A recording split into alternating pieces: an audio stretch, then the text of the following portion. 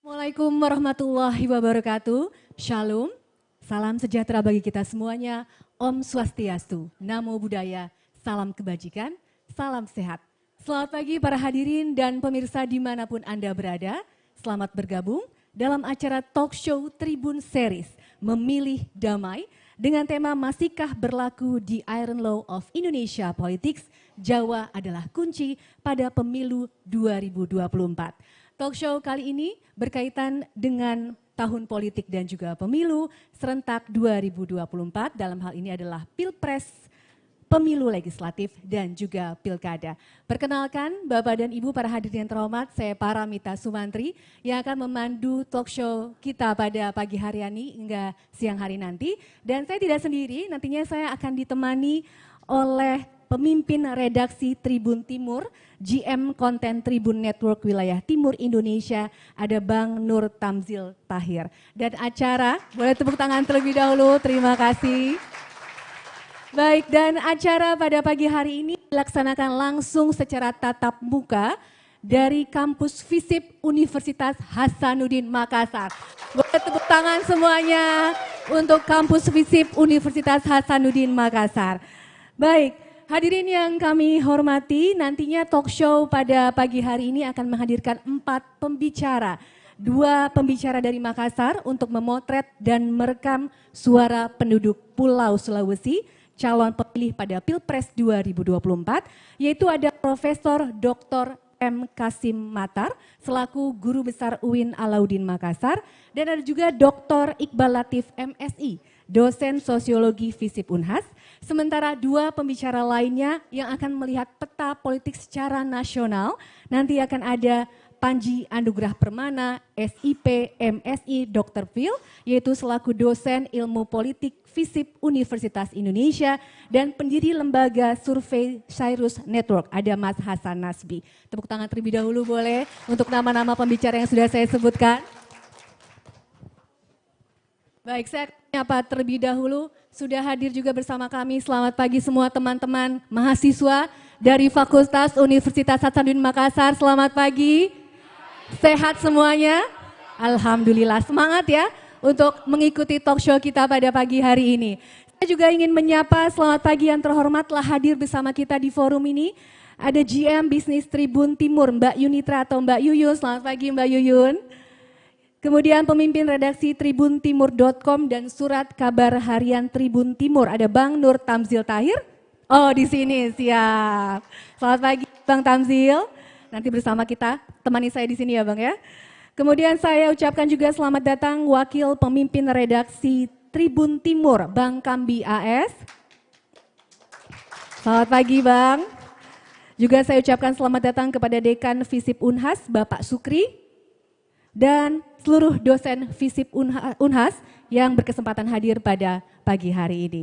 Baik, hadirin yang terhormat, acara ini juga disiarkan secara langsung melalui akun live Facebook, YouTube, dan Instagram oleh Tribun Timur dan 67 media Tribun Network seluruh Indonesia yang hadir di 34 provinsi dan kota-kota kedua.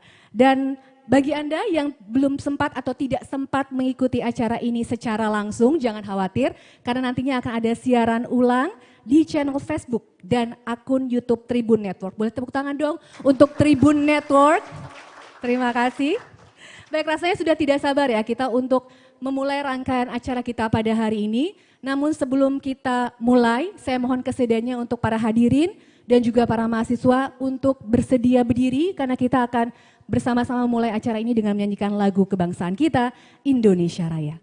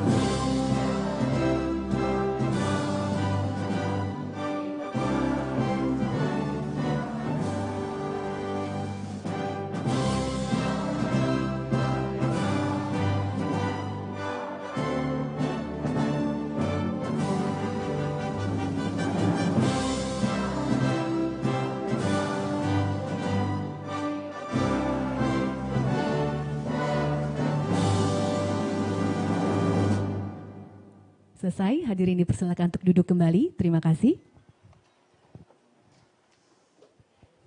Baik, Bapak Ibu hadirin yang kami hormati, rekan-rekan mahasiswa dan pemirsa dimanapun Anda berada, tribuntimur.com dan Harian Tribun Timur merupakan unit media lokal dari Tribun Network, jaringan media massa terbesar di Indonesia dan merupakan bagian dari Kompas Gramedia.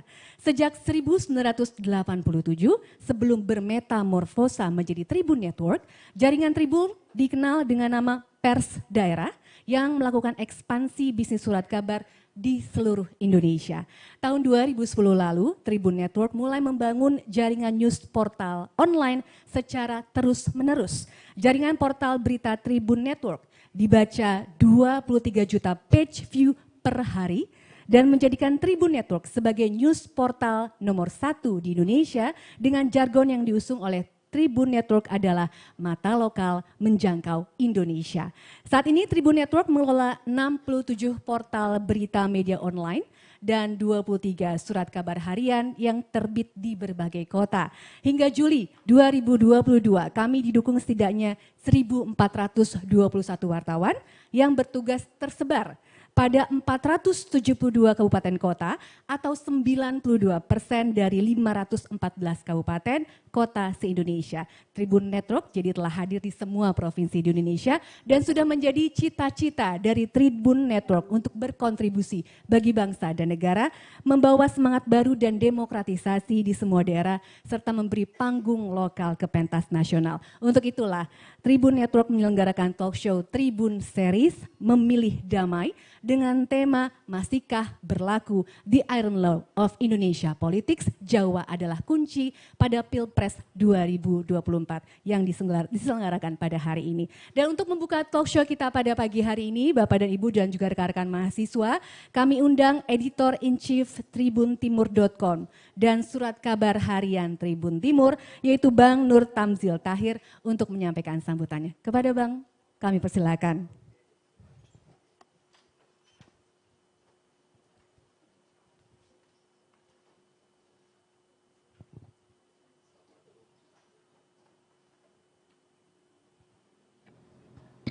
Oh ya, Assalamualaikum warahmatullahi ta'ala wabarakatuh.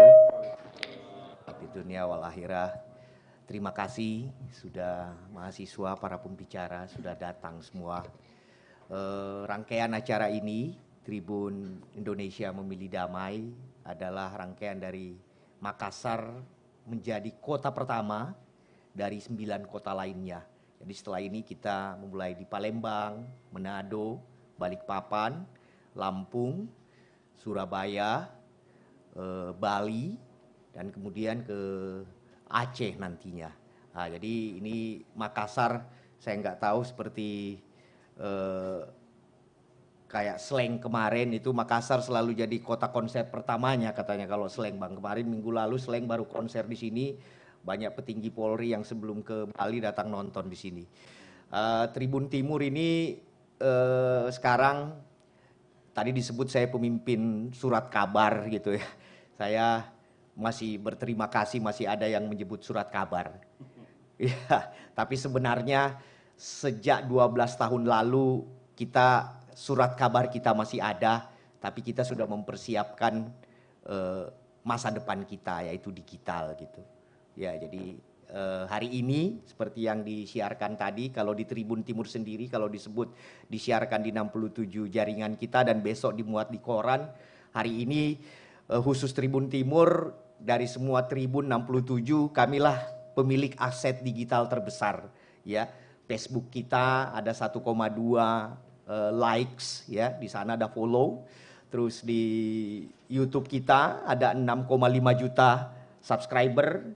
TikTok kita kalau teman-teman adik-adik mahasiswa di sini kita ada 2 juta followers ya. Jadi kita sangat percaya diri memasuki era digital ini. Inilah kenapa kita hanya butuh ruang kecil, tidak perlu di Baruga di Pangeran Petarani ya, di seberang kita hanya butuh ruang kecil karena kami sangat percaya diri bahwa acara ini akan disiarkan lebih banyak dan sebentar kita teman-teman akan lihat tayangannya.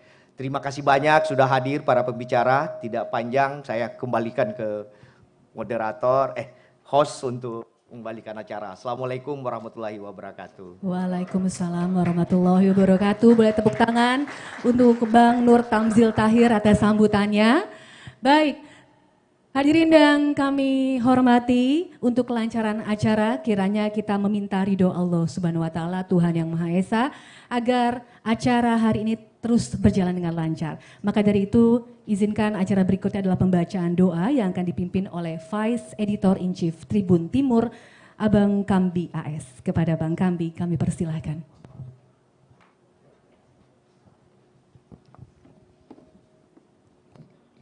Bismillahirrahmanirrahim. Marilah kita menundukkan hati dan pikiran kita untuk harapkan doa Allah Subhanahu wa taala. Bismillahirrahmanirrahim. Alhamdulillahirabbil alamin. Wassalatu wassalamu ala asyrafil anbiya'i wal mursalin sayyidina Muhammadin wa ala alihi wa ashabihi ajmain. Allahumma la sahla illa ma ja'altahu sahla wa anta ja'al hazana idza syi'ta sahla. Ya Allah ya Rabb, Engkaulah yang menjadikan segala sesuatu yang sulit menjadi mudah, dan Engkaulah yang menjadikan segala yang mudah menjadi sulit. Maka mudahkanlah segala urusan kami, limpahkanlah keberkahan-Mu pada kegiatan kami pagi hari dan siang hari hingga siang hari ini, dan rahmatilah segala aktivitas kami. Rabbana la tuzigh qulubana ba'da idh hadaitana wa hab lana min ladunka rahmatan innaka antal wahhab. Ya muhawwil ahwal, hawil halana ila ahsanil ahwal. Ya aziz ya muta'al, ya rabbal nihal. Wahai yang selalu mengubah situasi, ubahlah situasi kami menjadi jauh lebih baik daripada situasi saat ini. Yang jadikanlah negeri kami, bangsa kami, daerah kami, kampung kami menjadi jauh lebih baik daripada apa yang kami rasakan saat ini. Rabbana atina fid dunya hasanah wa fil akhirati hasanah wa qina azabannar. Walhamdulillahirabbil alamin. Assalamualaikum warahmatullahi wabarakatuh. Waalaikumsalam warahmatullahi wabarakatuh.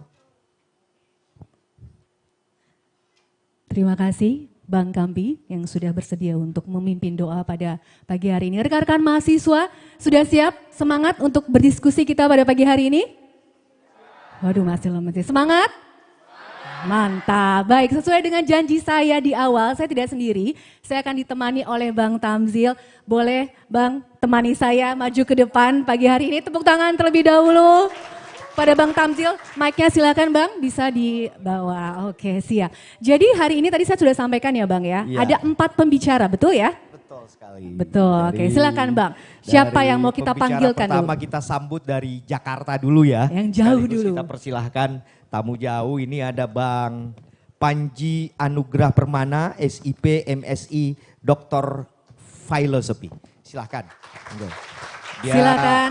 Orang Sukabumi, semalam saya yang jemput dia bilang walaupun dia orang Sunda Sukabumi tapi baru bulan lalu dia meneliti dia kampungnya. Di Sulawesi dia sudah keliling, di Sumatera. Silakan Bang. Silakan. Iya. Mas Panji boleh. Keliling. Dia ini teman pernah dengar Max Weber? Ada yang tahu? Dia terakhir kuliah doktor di kampusnya di Pilberg University di Jerman. Mantap. Ya, jadi ini Pilberg, tolong betul ya, saya dia aja ya Pilberg. Freiburg, Pak, itu bahasa Jerman. Jadi susah, dia kuliah di sana, tokoh-tokoh sosialis, filosof Martin Heidegger itu dari sana kampusnya ya. Kemudian pembicara kedua kita sambut dari Jakarta juga, ya ini Cyrus Network 2008 lalu Pak Makbul ini salah satu konsultan politik dan orang yang pernah dicuri di masa reformasi Bang. Kampusnya di sini baru balik juga. 2008 kemarin kita persilahkan Bang Hasan Nasbi. Ya, Hasan Nasbi. Dia ini Cyrus Network. 2008 datang ke sini membantu Wali Kota Makassar untuk pilkada periode keduanya ya. Waktu itu setelah pemilihan DPR dia masuk dan sejauh ini menang. Okay. Nah sekarang banyak kalian teman-teman bisa lihat. Kami persilahkan Mas Bang Hasan untuk naik ke atas panggung. Bergabung bersama dengan Mas Panji di atas panggung. Silakan Bang. Baik, Bang Tamzil sudah memperkenalkan 2 narasumber yang datang jauh dari Jakarta. Iya. Nah, silakan bergabung. Terus yang kedua kita yang ketiga Bang. Oh yang ketiga.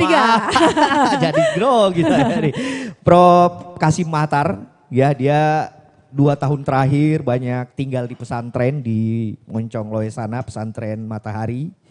Mungkin teman-teman sudah tidak asing lagi ya, Prof. Kasim Matar. Ini baru naik Grab tadi dia dari mana? Dari pesantrennya. Kita persilahkan Prof. Silakan, Prof. Datang Qatar, guru Buat besar tepuk tangan. filsafat dari UIN Alauddin, pernah menjadi Direktur Pascasarjana di Universitas Muhammadiyah Makassar. Dan yang terakhir Kakanda Dr. Iqbal Latif, tuan rumah. Tuan rumah hari ini. Dan saya ini fansnya. Anak-anaknya ini ya. Silakan Kak. Anak-anaknya Pak Iqbal ya. Silakan bergabung, sudah lengkap ya Bang. Iya, Narasumber kita lengkap. keempat-empatnya sudah di atas panggung. Tapi ini kita perlu memberikan informasi terlebih dahulu Bang Tamzil. Iya. Bahwa sesi diskusi kita ini akan disiarkan secara langsung. Jadi untuk para pemirsa dimanapun yang menyaksikan kita lewat akun YouTube, boleh menuliskan pertanyaannya di akun YouTube-nya di kolom komentar. Nanti kita akan kurasi pertanyaannya dan langsung akan disampaikan kepada keempat narasumber kita. Dan untuk bapak-bapak narasumber kita pada hari ini, izinkan saya juga memberikan informasi bahwa masing-masing narasumber nantinya akan menyampaikan ide atau gagasannya masing-masing selama kurang lebih 15 menit. Jadi saya mohon izin jika waktu 15 menitnya sudah mau habis, kami mohon untuk kesediaannya kami ingatkan. Gitu ya bapak-bapak. Iya. Bang Tamzil, kita persilahkan siapa dulu nih? Iya. Untuk pertama sesuai namanya yang kita sebut tadi ya, Bang Panji, Kang Panji tepatnya. Anda dari Sukabumi ya. Dia, Baik, kita persilahkan. Iya, kira-kira nih abang nih udah tahu nih ya, masihkah Iron Law of Indonesian Politik, Jawa adalah kunci. Apakah memang orang presiden itu mesti dari Jawa gitu Bang, yang ini ya. Harus memimpin Indonesia. Monggo, waktu Silakan. kita persilahkan Bang Kang Panji.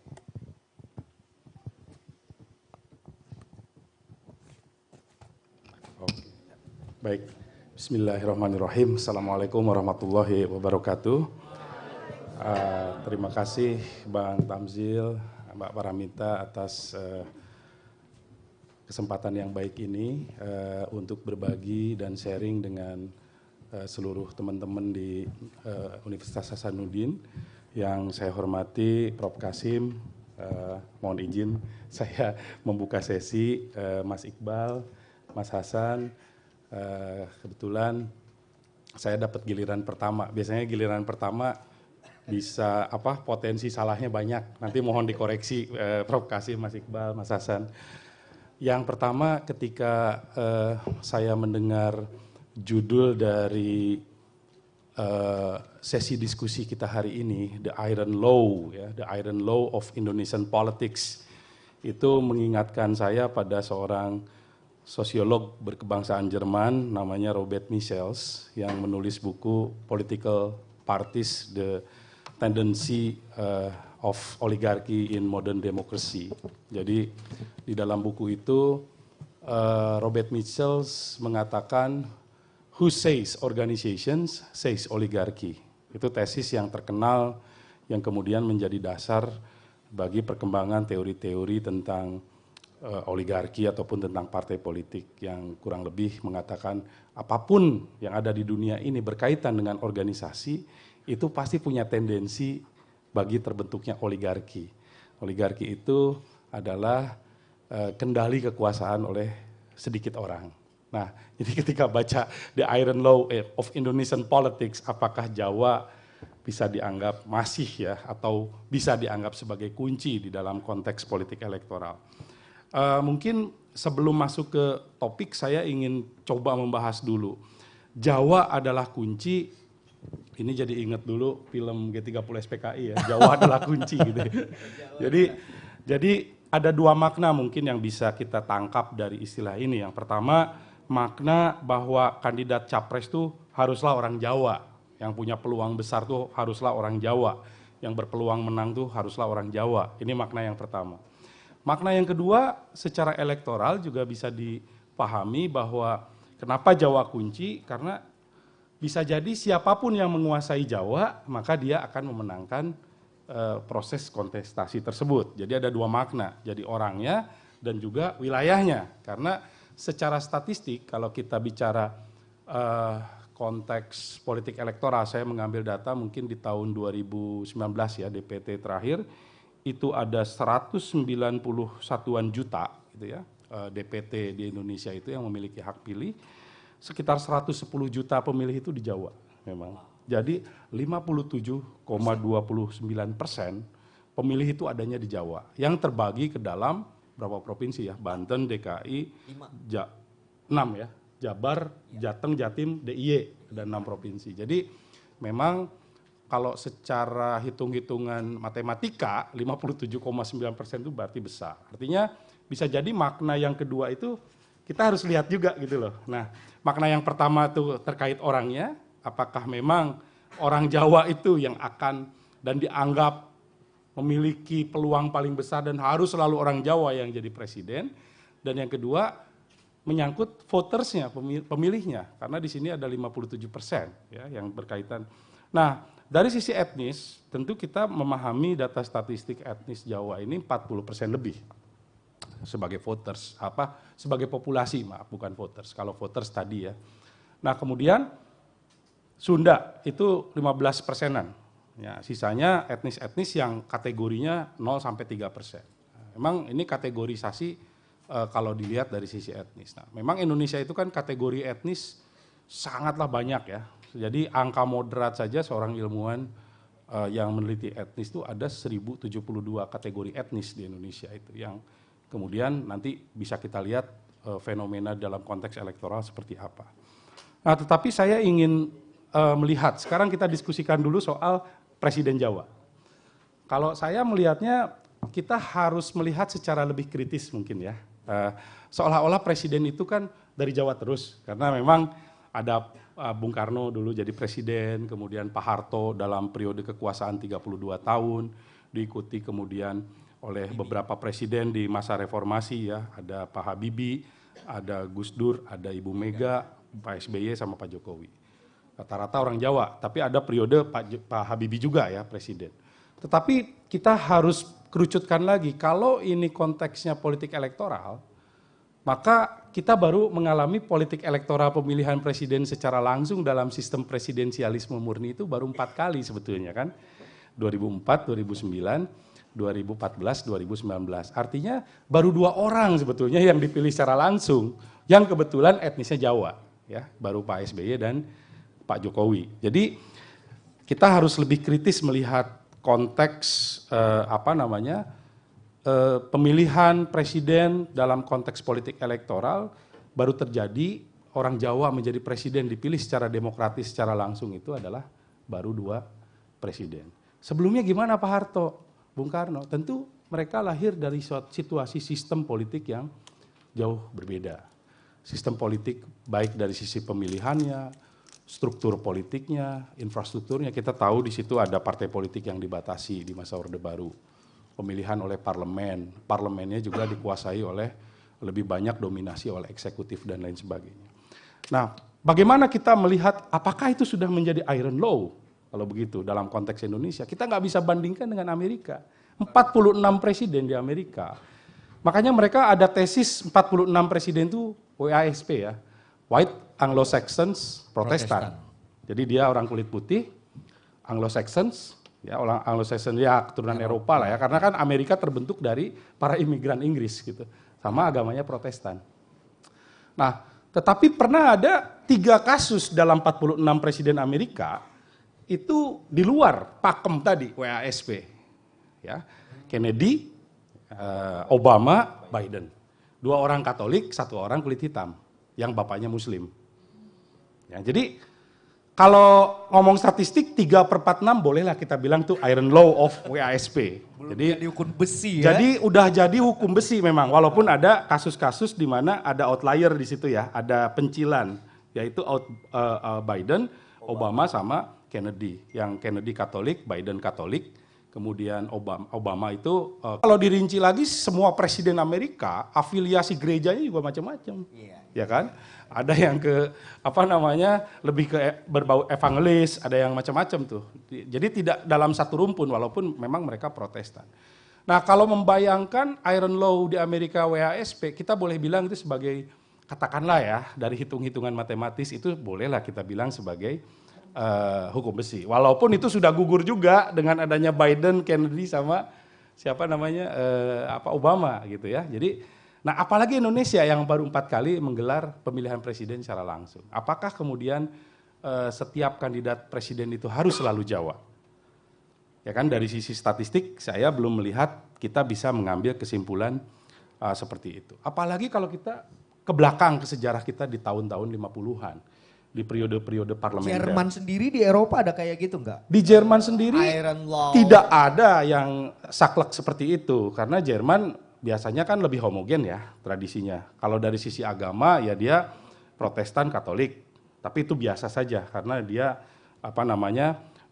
lebih ke afiliasinya partai politik ya. Model pemilihannya sama. Karena model pemilihannya berbeda. Model pemilihannya sistem parlementer. Sistem seperti kita tahun 50-an. Ya, sistem pemilihan parlementer tentu berbeda dengan presidensial yang secara langsung ya.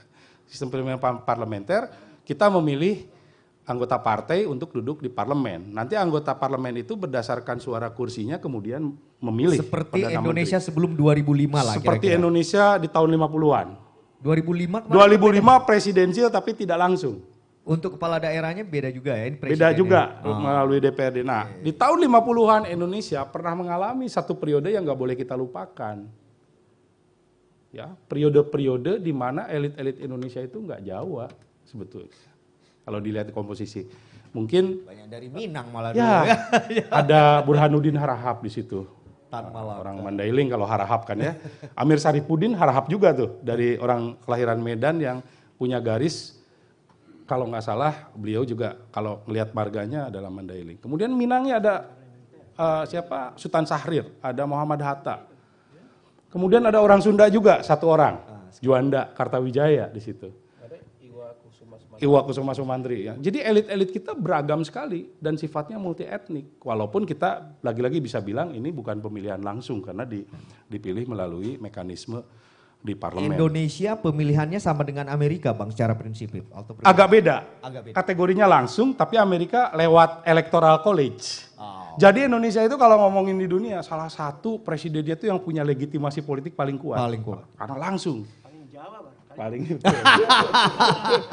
makanya Indonesia itu secara langsung. Nggak ada di Asia ini di dunia yang abang ini kan studi kebetulan dia doktornya nih studi South Asia dia kebanyakan pemilu elit gitu ya. Ada nggak bang di Asia seperti Indonesia ini? Ya sistem-sistem presidensial ada tentunya. Tapi ya, model langsung kayak gini? Model langsung ya seperti Filipina ya itu model langsung. Kalau kebanyakan kasus pemilihan sistem presidensial itu Amerika Latin. Amerika Latin ya, Brazil, Argentina. Malaysia tetangga kita enggak? Malaysia parlementer, sistem parlementer. Jadi sistem itu memberikan pengaruh juga tentunya terhadap bangunan. Nah, yang mau saya bilang kemudian adalah itu adalah gambaran dari sisi sistem. Artinya dari sisi sejarah kita punya elit-elit yang sangat beragam dari sisi etnis. Ya, kemudian kalau kita ngomongin Indonesia, apakah Indonesia itu sebuah entitas yang strongly ethnicized atau weakly ethnicized. Jadi di dalam konteks studi komparatif ada negara-negara yang memang memiliki konstitusi yang memberikan jaminan keterwakilan etnis tuh, Bang. Misalnya di Nigeria, Rwanda, karena mereka ada persaingan etnis, akhirnya dalam komposisi kabinetnya boleh tuh ada. Seperti di Papua sekarang tuh kan ada MRP tuh, dia Betul. perwakilan suku tuh, Betul. masuk duduk di DPR parlemen Betul, tuh. di MRP, Iya, di tapi itu undang-undangnya khusus dia ya. betul, undang-undangnya Khusus dia. khusus. Nah, di beberapa negara di Afrika ada bentuk-bentuk akomodasi di dalam konstitusinya untuk merepresentasikan etnis, ya. Tapi dalam konteks supaya konsensus terbangun. Nah, Indonesia pernah mengalami periode kenaikan politik etnis di akhir-akhir masa Orde Baru, kemudian turun secara drastis di masa-masa pasca Orde Baru. Jadi Indonesia itu dalam pandangan beberapa ilmuwan politik seperti Edward Aspinall dan teman-teman dianggap sebagai weakly ethnicized polity. Ya. Jadi entitas yang lemah sebetulnya. Secara politik ikatan etnis di Indonesia itu lemah. Memang pernah mengalami fase kenaikan. Kita masih ingat dulu saudara-saudara kita mengalami konflik di Kalimantan Barat yang berbasis etnis, ya. Kemudian di beberapa wilayah juga demikian. Tapi itu cuma pada fase ujung periode otoritarianisme Orde Baru, kemudian melandai. Nah, dalam konteks pilkada malah terjadi apa yang disebut fenomena cross candidacy, pasangan pelangi lah bahasa kitanya, pasangan pelangi. Maka muncullah jargon-jargon kampanye itu sahabat semua suku. Dulu di Sumatera Utara tuh ada waktu Samsul Arifin maju di Pilgub, jargonnya sahabat semua suku. Ipong Muhlosi ini di Samarinda, jargonnya adalah keberagaman itu indah. Jadi di dalam masyarakat multi etnis bahkan ya kemudian di Maluku itu lebih ke bagaimana pencampuran antara Kristen dan Islam karena merepresentasikan ya, identitas yang dominan di sana. Nah jadi bukan berarti bahwa aspirasi etnis di Indonesia semuanya tidak ada. Ya Aceh kita tahu ada partai lokal. Ya Papua juga ada faktor-faktor yang kemudian dikhususkan di dalam konteks itu. Nah tetapi kalau ngomong mobilisasi etnis itu bentuknya beragam. Ada yang bentuknya menguasai negara, mempengaruhi kebijakan dan lain sebagainya. Indonesia itu boleh dibilang dalam konteks ini tidak mengarah ke sana. Tidak mengarah ke politik yang berbasis etnis gitu ya. Jadi malah kerjasama etnis itu yang lebih kuat. Nah pertanyaan kita, kenapa Indonesia itu bisa tidak mengarah kepada ya dibangunnya politik etnis? Ada 3 alasan. Menurut penelitian. 1, kita punya tradisi kuat dan sejarah nasionalisme. Itu yang meredam sebetulnya. Kenapa kemudian aspirasi kedaerahan itu tidak berkembang terus. Itu terstruktur atau kesadaran? Kesadaran. Oh. Kita nyanyi Indonesia Raya kan di Makassar nyanyi, saya di Sukabumi di kampung saya nyanyi. Waktu saya ke Kalimantan Barat di sebuah kampung pelosok di Melawi itu Bang, nyanyi Indonesia Raya juga. Sama, jadi artinya ada kesadaran nasional kita sebagai orang Indonesia. Nah mungkin ini memberikan pengaruh. Penggunaan bahasa Indonesia. Penggunaan bahasa Indonesia tentunya ya, ini luar biasa. Nah yang kedua dalam politik adalah berlakunya sistem nasional. Kita nggak ada tuh, beda dengan sistem-sistem di negara federal, kita negara kesatuan. Sistem kita unitary state, ada desentralisasi. Desentralisasi belakangan ditarik lagi ya Bang Iqbal, jadi agak resentralisasi lagi sama pusat. Ya, jadi ada faktor itu. Kemudian dalam konteks regulasi fiskal ada DAU DAK dari pemerintah pusat, bantuan dari provinsi ada bantuan provinsi. Jadi aspirasi-aspirasi kedaerahan itu ngerem secara institusional, secara kelembagaan. Gitu. Politik anggaran lah. Ya, desain pemilunya juga nasional sifatnya. Nggak ada cerita di Jawa Barat sistemnya gini, di Makassar seperti itu ya. Jadi desain pemilu, desain pilkada sama. Sistem kepartaiannya juga sentralistik. Lebih banyak Jakarta yang menentukan keputusan siapa calon kepala daerah yang mau maju. Walaupun tentu ada diskusi dengan partai-partai di tingkat lokal. Jadi akhirnya aspirasi terbentuknya partai lokal, partai daerah yang dulu tahun 50-an pernah ada tuh nggak berkembang di kita. Karena desain tadi gitu ya. Nah kecuali mungkin tadi yang kita kecualikan di Aceh ada partai lokal, di Papua ada MRP dan syarat sebagai orang Papua asli untuk maju ke dalam kepala daerah. Ya. Nah jadi itu yang alasan kedua kenapa Indonesia itu weakly, lemah. Nah yang ketiga yang menarik, ini mungkin yang umum kita, ya saya tidak bisa bilang ini sesuatu yang bagus ya, sistem patronase, klientelisme, itu yang menghancurkan ikatan-ikatan etnis tadi. Bisa dalam bahasanya, bahasa umumnya apa ya? Ya mungkin kalau dalam pilkada apa ya? Pilkada, pileg, pilpres, ya politik uang misalnya ya, ikatan-ikatan. Itu yang merusak ya, Mas ya? Ya, merusak tapi juga berdampak terhadap tidak terbangunnya kemudian politik berbasis etnis tadi. Ya, jadi patronase dan klientelisme itu turut. Karena dia dianggap sebagai mekanisme politik elektoral yang efektif dalam mobilisasi, akhirnya basis-basis tadi ikatan-ikatan identitas dalam bentuk etnis itu tidak berkembang. Karena orang lebih kuat memainkan pola-pola mekanisme patronase. Nah ini yang mungkin 3 alasan ini yang membuat Indonesia tuh weakly. Nah jadi itu juga yang menunjukkan dalam konteks yang lebih luas, tidak ada data-data statistik yang menunjukkan konsistensi perilaku pemilih berbasis etnis pemilih. Walaupun memang dalam konteks masyarakat tertentu, misalnya kalau saya meneliti di Sumatera Utara, adalah afiliasi-afiliasi etnis.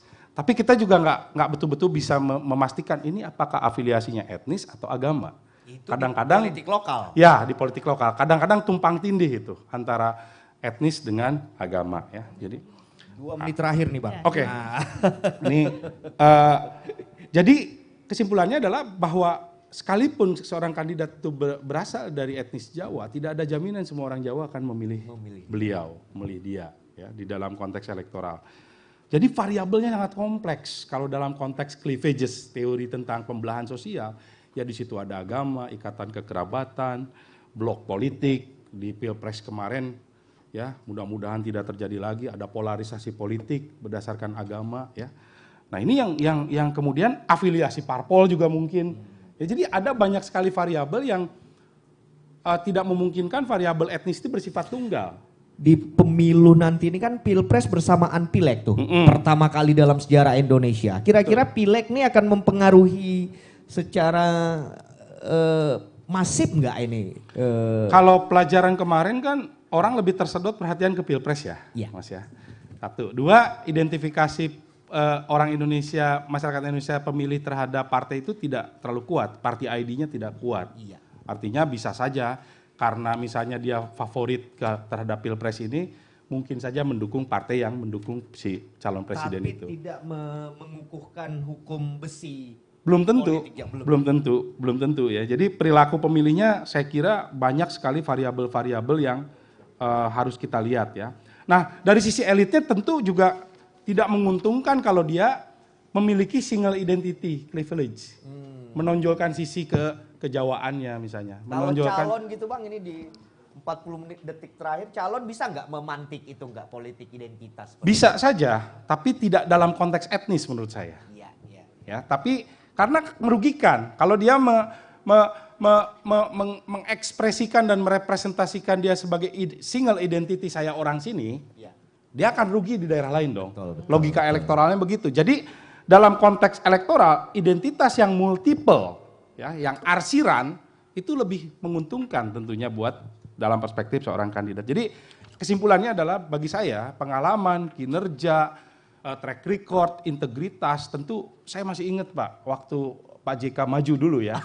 Banyak juga orang Jawa yang mengagumi beliau, orang Sunda yang mengagumi beliau. Jadi artinya saya tidak terlalu melihat ada, ya mungkin ada pengaruh tapi tidak sebagai hukum besi mungkin ya. Terakhir disebut Pak JK ini jadi bunyi nih. Bang hati-hati Bang, ngomong JK ini kampusnya Pak JK nih Bang. Terima kasih Mas Panji Anugrah Permana atas paparannya yang pertama. Ya tepuk tangan untuk Mas Panji, luar biasa. Tadi sudah ada banyak variabel yang disampaikan ya Bang ya.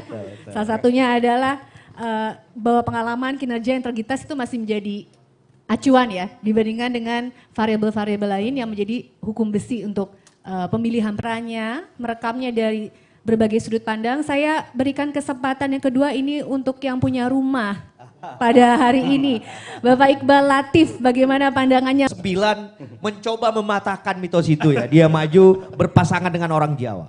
Dan dia juga menyadari sejak itu Pak Iqbal. Gimana nih mantan komisioner pemilu Sulsel. Oke, sudah. Oke, makasih. Silakan. Langsung? Ya, Assalamualaikum warahmatullahi wabarakatuh. Waalaikumsalam. Selamat pagi, salam sejahtera bagi kita semua. Alhamdulillah beliau dalam keadaan sehat walafiat. Yang saya hormati tentu Mas Panji dari UI ya. Kemudian Mas Hasan juga dari Jakarta, dan wabil khusus ini hostnya ini luar biasa ini Pak Tamsil dan Ibu siapa Ibu Paramita ya. Paramita Sumantri. Tadi saya pikir Paramita Rusadi, ternyata Paramita senior itu ya. Senior Pak. Alhamdulillah wa syukurillah pada pagi hari ini kita dalam keadaan sehat walafiat, dan tentu merupakan suatu kebanggaan karena Tribun Timur News ya, Tribun Networking ya, News Networking ini memberi kepercayaan kepada kita di Visip Unhas untuk melaksanakan kegiatan yang sangat baik ini. Saya tentu apa yang disampaikan oleh Mas Panji itu sebenarnya itulah kuncinya kita berdiskusi pada hari ini. Jadi saya tidak tahu mau ngomong apa lagi nih. Tapi baik, saya pikir begini. Kalau kita bicara tentang topik ini, Maka yang pertama kita dudukkan dalam perspektif konstitusi kita. Konstitusi kita itu ya sudah mengatur bahwa kedaulatan itu ada di tangan rakyat. Dan prinsip-prinsip dalam proses pengaturan kedaulatan rakyat ini dilakukan secara demokratis. Karena itu saya kira memang ya salah satu ya elemen daripada demokrasi itu adalah persamaan hak. Ya Pak Panji ya, persamaan hak, kemudian keterbukaan ya, kebebasan untuk menyampaikan ya, dan seterusnya dan seterusnya. Kalau kita menilai dari perspektif ini, maka sebenarnya semua warga Indonesia itu punya hak untuk menjadi presiden. Tidak mesti Jawa, tidak mesti Sumatera, tidak mesti Sulawesi, tidak mesti Kalimantan. Tetapi kita semua punya hak untuk menjadi presiden. Karena konstitusi kita sudah mengatur tentang itu. Namun masalahnya kemudian, kalau kita melihat dari realitas politiknya, kita sudah mengalami proses pemilu itu 11 kali kalau tidak salah. Sejak tahun 55 ya. Dan sampai sekarang ini, alhamdulillah, dari semua proses pemilu kita itu, presidennya kebetulan lahir di Jawa. Saya bukan bilang orang Jawa. Presidennya kebetulan lahir di Jawa. Dan ada satu presiden, dan ada satu presiden yang lahir di Sulawesi Selatan, di Parepare. Ini membuktikan bahwa semua dalam politik itu semua kemungkinan itu bisa terjadi. Ya.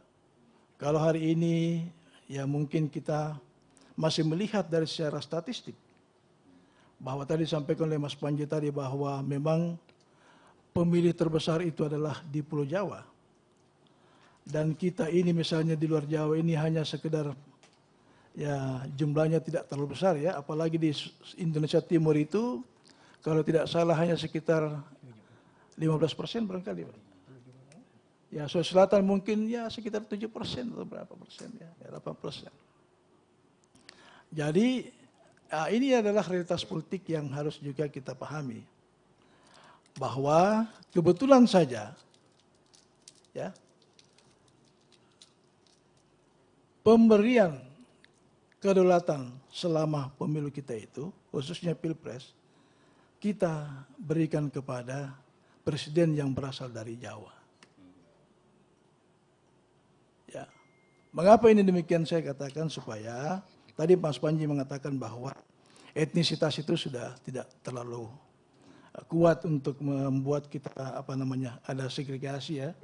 Tetapi kita sudah mempunyai suatu komitmen bahwa kita adalah satu bangsa, satu negara ya dan satu bahasa itu. Sehingga itu yang membuat kita terikat di dalam suatu komitmen kebangsaan itu. Karena itu menurut saya memang rentetan daripada proses pemilu kita ini kemudian mesti kita jadikan sebagai salah satu referensi bahwa semua kita ini bisa menjadi presiden. Tapi kalau di luar Jawa bagaimana? Ya tentu ada syaratnya. Mengapa misalnya Habibie itu dipilih menjadi presiden selain karena persoalan sejarah ya? Ya sebelumnya memang. Jadi kalau kita mau terpilih, ya kita harus punya keunggulan individu yang luar biasa. Pak JK kemarin juga bertarung di 2009 ya kalau tidak salah. 9 ya. Walaupun Pak JK sudah tahu bahwa ya agak-agak susah juga ini kan. Ya, ya tapi dengan potensi diri yang dimiliki Pak JK, ya tetap berlangsung seperti itu. Ya. Yang paling penting sebenarnya adalah bagaimana proses pemilu kita itu kemudian tidak membuat kita ini bercerai-berai. Itu poinnya. Karena kita ini adalah negara yang paling gampang konflik. Pluralistik sebagai suatu ciri daripada masyarakat Indonesia itu, cirinya itu gampang sekali konflik. Bahkan di Sulawesi Selatan ini Mas Panji, ada istilah perilaku politik sumbu pendek. Gampang tersulut ya, Pak Kambi ya. Perilaku politik sumbu pendek. Begitu ada yang ini tersulut, meledak. Nanti sebentar baru dipikir, oh salah tadi ya. Nah itu ya. Ya itu ya.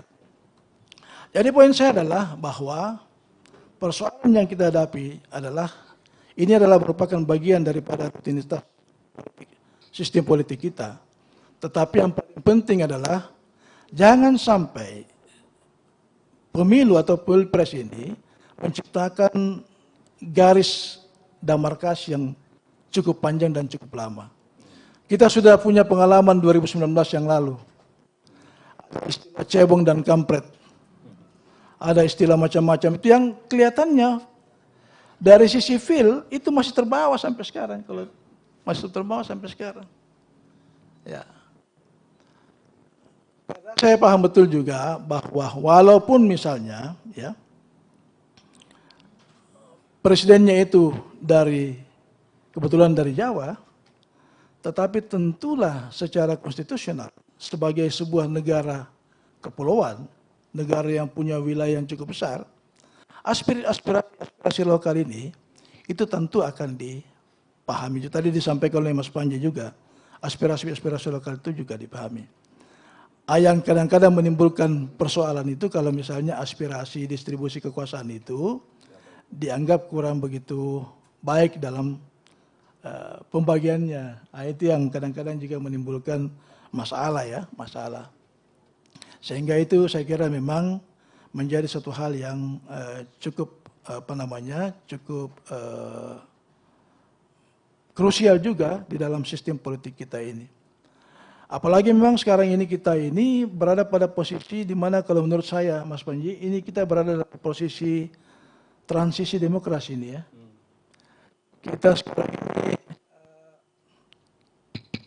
Kita sekarang ini karena isu kebebasan itu, hampir semua kelompok-kelompok sosial itu ingin terlibat dalam proses demokrasi, dalam proses politik dengan cara membangun partai politik.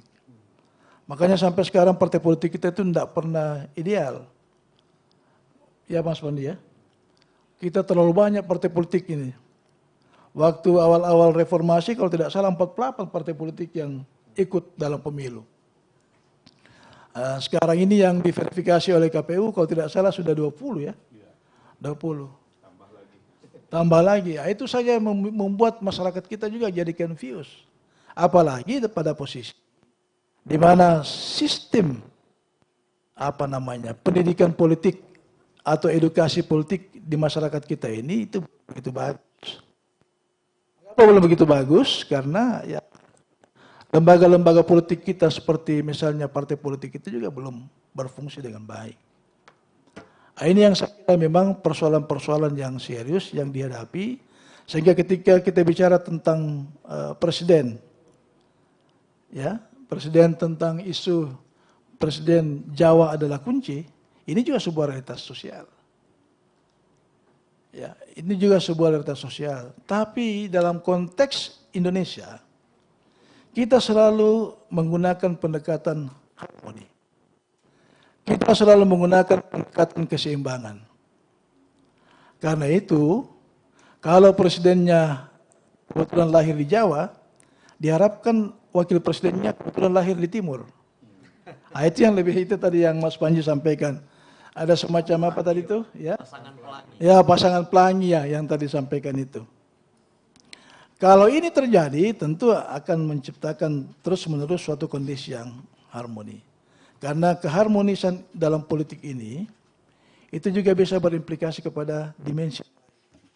Ya, dimensi yang lain itu ekonomi, sosial, terusnya itu juga akan berefek kepada hal-hal tersebut.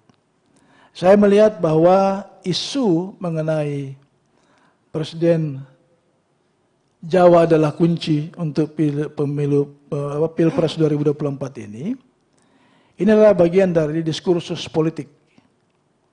Supaya kita semua, apalagi adik-adik mahasiswa ini, jangan alergi dengan politik.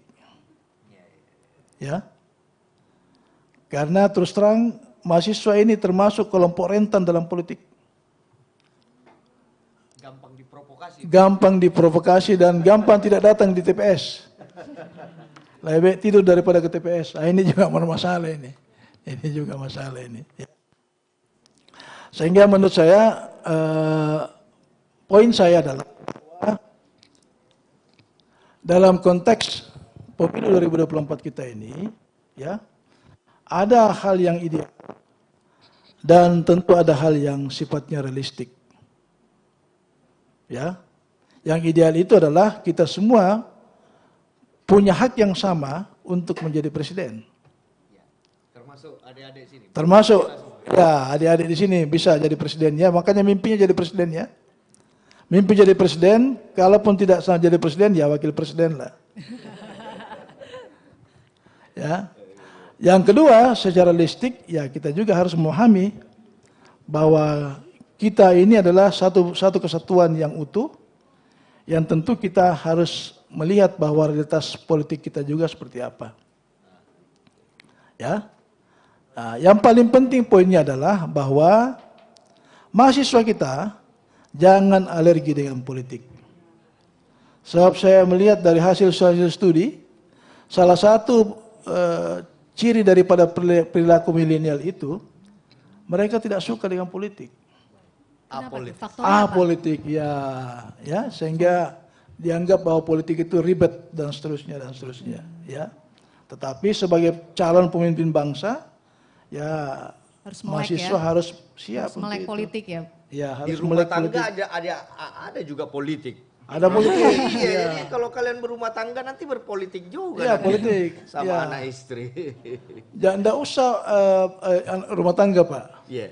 Ketika dia menentukan siapa calon istrinya, Iya. Itu politik juga politik ya. juga karena dia harus menentukan satu dari beberapa calonnya. Iya. Nah, itu juga. Oh, kalau itu berarti sudah merasakan nih rekan-rekan Iya. mahasiswa ya, udah berpolitik di awal nih. Iya. Mungkin demikian yang saya bisa Baik. saya tambahkan. Saya kira saya cuma menambahkan dari apa yang sampaikan Bapak Panji. Mohon maaf atas segala kekurangan. Assalamualaikum warahmatullahi wabarakatuh. Waalaikumsalam warahmatullahi wabarakatuh. Boleh tepuk tangan, terima kasih untuk Kita sebenarnya Dr. menceritakan Balatif. SARA ini ya Prof ya, tapi dibawa ke kampus jadinya ini kan isu SARA sebenarnya yang kita bawakan ya. Kita bawa orang dari Bang Hasan dia, Sang Nasbi dari Minang dia ya, dari Sukabumi, dari Sulawesi Tenggara kalau nggak salah, dari Sulawesi Selatan ada Tenggaranya, ini kan ada Malukunya malah, ini politik identitas. baik, alarmnya sudah bunyi kembali ya. Ya, Baik, silakan. sudah dua narasumber yang memaparkan ide dan juga pandangannya. Sebelum kita masuk ke dua narasumber berikutnya, di talk show Tribun Series ini kita punya satu segmen, itu namanya segmen mahasiswa bertanya. Jadi kami sudah rekam beberapa pertanyaan secara random mahasiswa dan nanti akan dijawab oleh kedua narasumber pertama kita. Baik, saya ajak semua para hadirin, rekan-rekan mahasiswa dan pemirsa dimanapun Anda berada, ini dia segmen mahasiswa bertanya.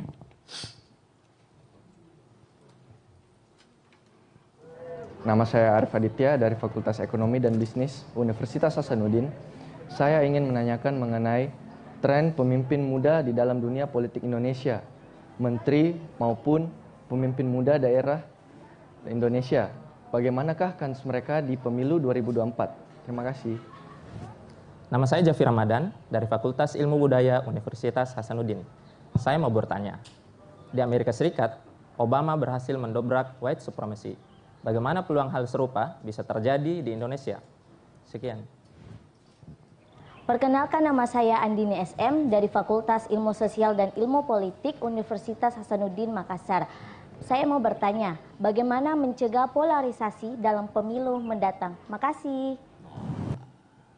Baik, itu tadi sesi pertama mahasiswa bertanya. Boleh langsung dijawab, ini dijawab oleh Mas Panji dan juga Pak Iqbal. Pertanyaan pertama tadi dari Arif Aditya, Fakultas Ekonomi dan Bisnis Unhas. Tren pemimpin muda di dalam dunia politik Indonesia ini, ada menteri, ada juga pemimpin-pemimpin muda dari Indonesia lainnya. Ini kira-kira kans mereka tuh gimana sih di pemilu berikutnya ini?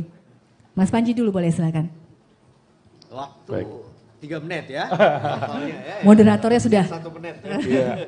Saya kira penyelenggaraan pemilihan kepala daerah, pemilihan legislatif, pemilihan presiden di periode pasca Orde Baru, salah satu aspek positifnya adalah membuka ruang dan kesempatan untuk semua orang untuk menjadi elit dalam konteks ini. Kita harus bandingkannya, jangan ngelihat situasi sekarang, bandingkan ke era Orde Baru. Siapa yang jadi elit di masa Orde Baru? Kalau mau jadi kepala daerah, nggak mungkin di era Orde Baru itu jadi kepala daerah kalau nggak militer sama birokrat, karir. Tapi sekarang kita lihat, ada pengusaha mebel, jadi wali kota, jadi gubernur, jadi presiden. Kita nggak bisa bayangin. Ada menteri yang mungkin pendidikannya juga tidak terlalu tinggi, bisa jadi menteri. Pemimpin-pemimpin muda banyak sekali. Ya, jadi kesempatan itu sangat terbuka. Jadi ini satu era yang memang membuka ruang yang terbuka untuk masuk ke arena politik.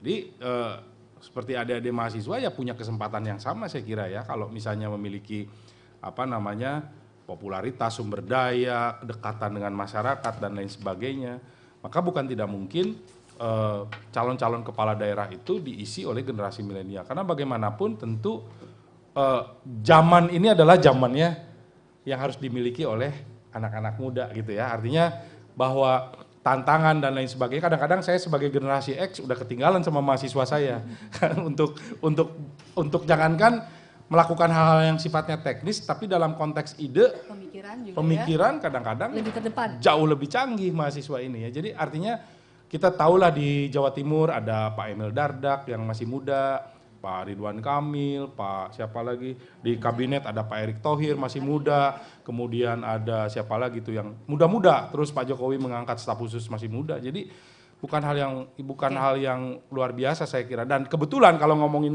government nih, kabinet Indonesia itu agak beda dengan negara-negara yang homogen. Ya, di negara-negara yang homogen itu istilahnya perwakilan politik saja dari partai. Tapi kabinet di dalam periode bahkan di era Pak Harto sekalipun tidak hanya mempertimbangkan aspek keterwakilan partai. Ada aspek keterwakilan etnis, aspek perempuan nggak perempuan, aspek usia ya milenial segala macam. Jadi itu yang disebut sebagai all inclusive governments. Yang jadi Obama yang tadi sifatnya dia sempat singgung tuh Obama tadi, mahasiswa tadi. Yang pertanyaan kedua tadi. Iya. Ya, saya kira bisa terjadi di Indonesia nggak tuh? Bisa dong, bisa. Saya yakin bisa. Ya, bukan kenapa bisa? Karena alasan saya adalah satu, kita punya sejarah. Sejarah, dan sejarah itu sesuatu yang kita bisa lihat dari periode tahun 50-an banyak sekali elit-elit. Selain bermodalkan kekuatan sejarah, apa yang bisa?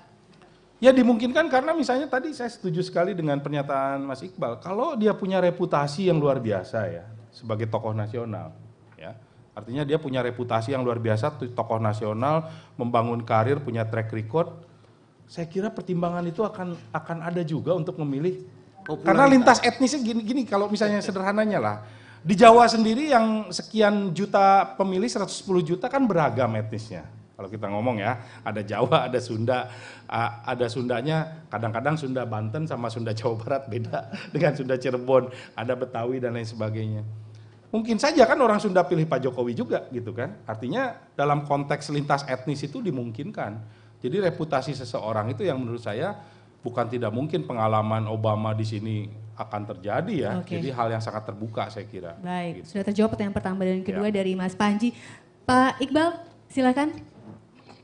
Ya, saya cuma menambahkan yang disampaikan Pak Panji, ya, bahwa kalau kita lihat sejarah pemimpin Indonesia, yang membuat kita jadi merdeka itu orang-orang muda.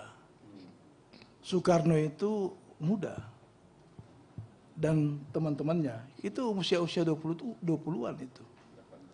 Ya, kaum-kaum muda itulah yang membawa kita untuk menjadi merdeka. Jadi peran-peran pemuda itu di awal-awal terbentuknya negara ini luar biasa. Ya memang pada saat yang tadi disampaikan Mas Panji tadi, pada saat era Orde Baru ini memang sedikit terjadi degradasi ya Mas Panji ya. Di mana orang-orang muda itu tidak terlalu banyak berperan lagi. Tetapi era sekarang ini, di mana apalagi kita bicara tentang makin banyaknya jumlah pemilih pemula sekarang ini, pemilih muda sekarang ini ya, sesuai dengan data KPU itu, maka tentu kita berharap supaya orang-orang muda ini juga punya peran dan segera mengambil peran di dalam mengisi yang namanya suprastruktur politik kita ini, ya. Jadi adik-adik sekalian ini jangan tunggu S2 dulu atau S3 dulu baru mau masuk politik ya. Sekarang sudah bisa jadi caleg nanti ya. Iya, oh bisa. Iya, Bisa jadi mendaftar ya. ini, masih buka pendaftaran. Baru ya, pendaftaran, ya. Adnan Purihta Iksan itu Bupati Goa itu usia muda. Ya. Bupati Pangkep 27 tahun. Bupati Pangkep yang sekarang ini malah lebih muda lagi. Iya, gubernur juga masih muda. Ya. Alumni Unhas semua tuh. Iya, jadi adik-adik sekalian mahasiswa ini ya segeralah ya untuk masuk dalam dalam dunia politik ya, politik praktis ya. Baik. Karena itu ada hal yang menarik untuk kita lakukan di situ. Ada satu pertanyaan terakhir Pak yang belum dijawab. Bagaimana mencegah polarisasi dalam pemilu mendatang? Bisa silakan ditambahkan Pak Iqbal. Kalau saya menurut pandangan saya, polarisasi itu agak susah dicegah. Sulit ya? Karena yang namanya pemilu itu kan konflik kepentingannya tinggi. Betul. Yang paling penting adalah polarisasi ini jangan sampai membuat kita terbelah. Ya, itu yang paling penting. Ya setelah selesai, the game is over, ya selesai. Jangan dibawa sampai 5 tahun lagi. Nah, itu yang repot nanti itu ya. Ya, saya kira itu poinnya. Terima kasih. Baik, sudah terjawab. Mas Panji, ada menambahkan pertanyaan terakhir ketiga tadi, mencegah polarisasi dalam pemilu mendatang? Ya, sedikit saja mungkin ya. Polarisasi itu betul seperti Pak Iqbal sampaikan barusan, sulit dicegah. Cuman memang mungkin kalau dalam konteks jangka panjang, saya kira kita harus lebih mengenali akar dari masalah polarisasi. Kadang-kadang mungkin basis identitas itu sumbernya bisa jadi bukan semata-mata identitas gitu kan. Artinya ada persoalan apakah ekonomi gitu ya, ada persoalan ketidakadilan dan lain sebagainya yang mungkin ke depan konsentrasi kita ke arah situ. Itu yang pertama. Yang kedua, dari sisi elitnya sendiri sih saya kira ya, tidak membuka ruang sekecil apapun untuk menjurus ya kepada penggunaan politik identitas yang kemudian menciptakan polarisasi di masyarakat. Jadi saya sih agak optimis ya untuk 2024 ini karena kita punya pengalaman di 2014-19 mudah-mudahan ya, tentu saja saya sebagai warga negara berharap elit kita menyadari dampak serius dari terjadinya politik. Nah yang ketiga yang dari sisi politik nih, dari sisi sistem sebetulnya singkat saja Mas. Singkat. Jadi bisa diakali dengan reformasi kelembagaan tentang pilpresnya sendiri sebetulnya. Jadi pilpres kita itu kan satu ada threshold, dua pemilihannya majority runoff harus 50% plus 1. Jadi potensi terjadi dua kandidat bertarung itu besar. Jadi potensi polarisasinya bisa didorong oleh karena desain kelembagaan tadi. Nah kalau sistemnya misalnya thresholdnya dipertimbangkan lagi untuk kalau nggak bisa kosong misalnya diturunkan, atau misalnya sistem kayak pilkada, plurality system, siapapun yang menang dia jadi presiden. Ya mungkin itu yang harus didiskusikan. Jadi sistem untuk mencegah polarisasi dari desain kelembagaan juga bisa digunakan gitu. Baik, terima kasih Mas Panji dan juga Pak Iqbal. Kita lanjut ya Bang Tamzil ya, pemateri kita yang ketiga. Kita langsung beri kesempatan kepada pendiri lembaga survei Cyrus Network, Mas Hasan Nasbi, untuk memberikan pandangannya. Waktunya 15 menit sama Mas, silakan.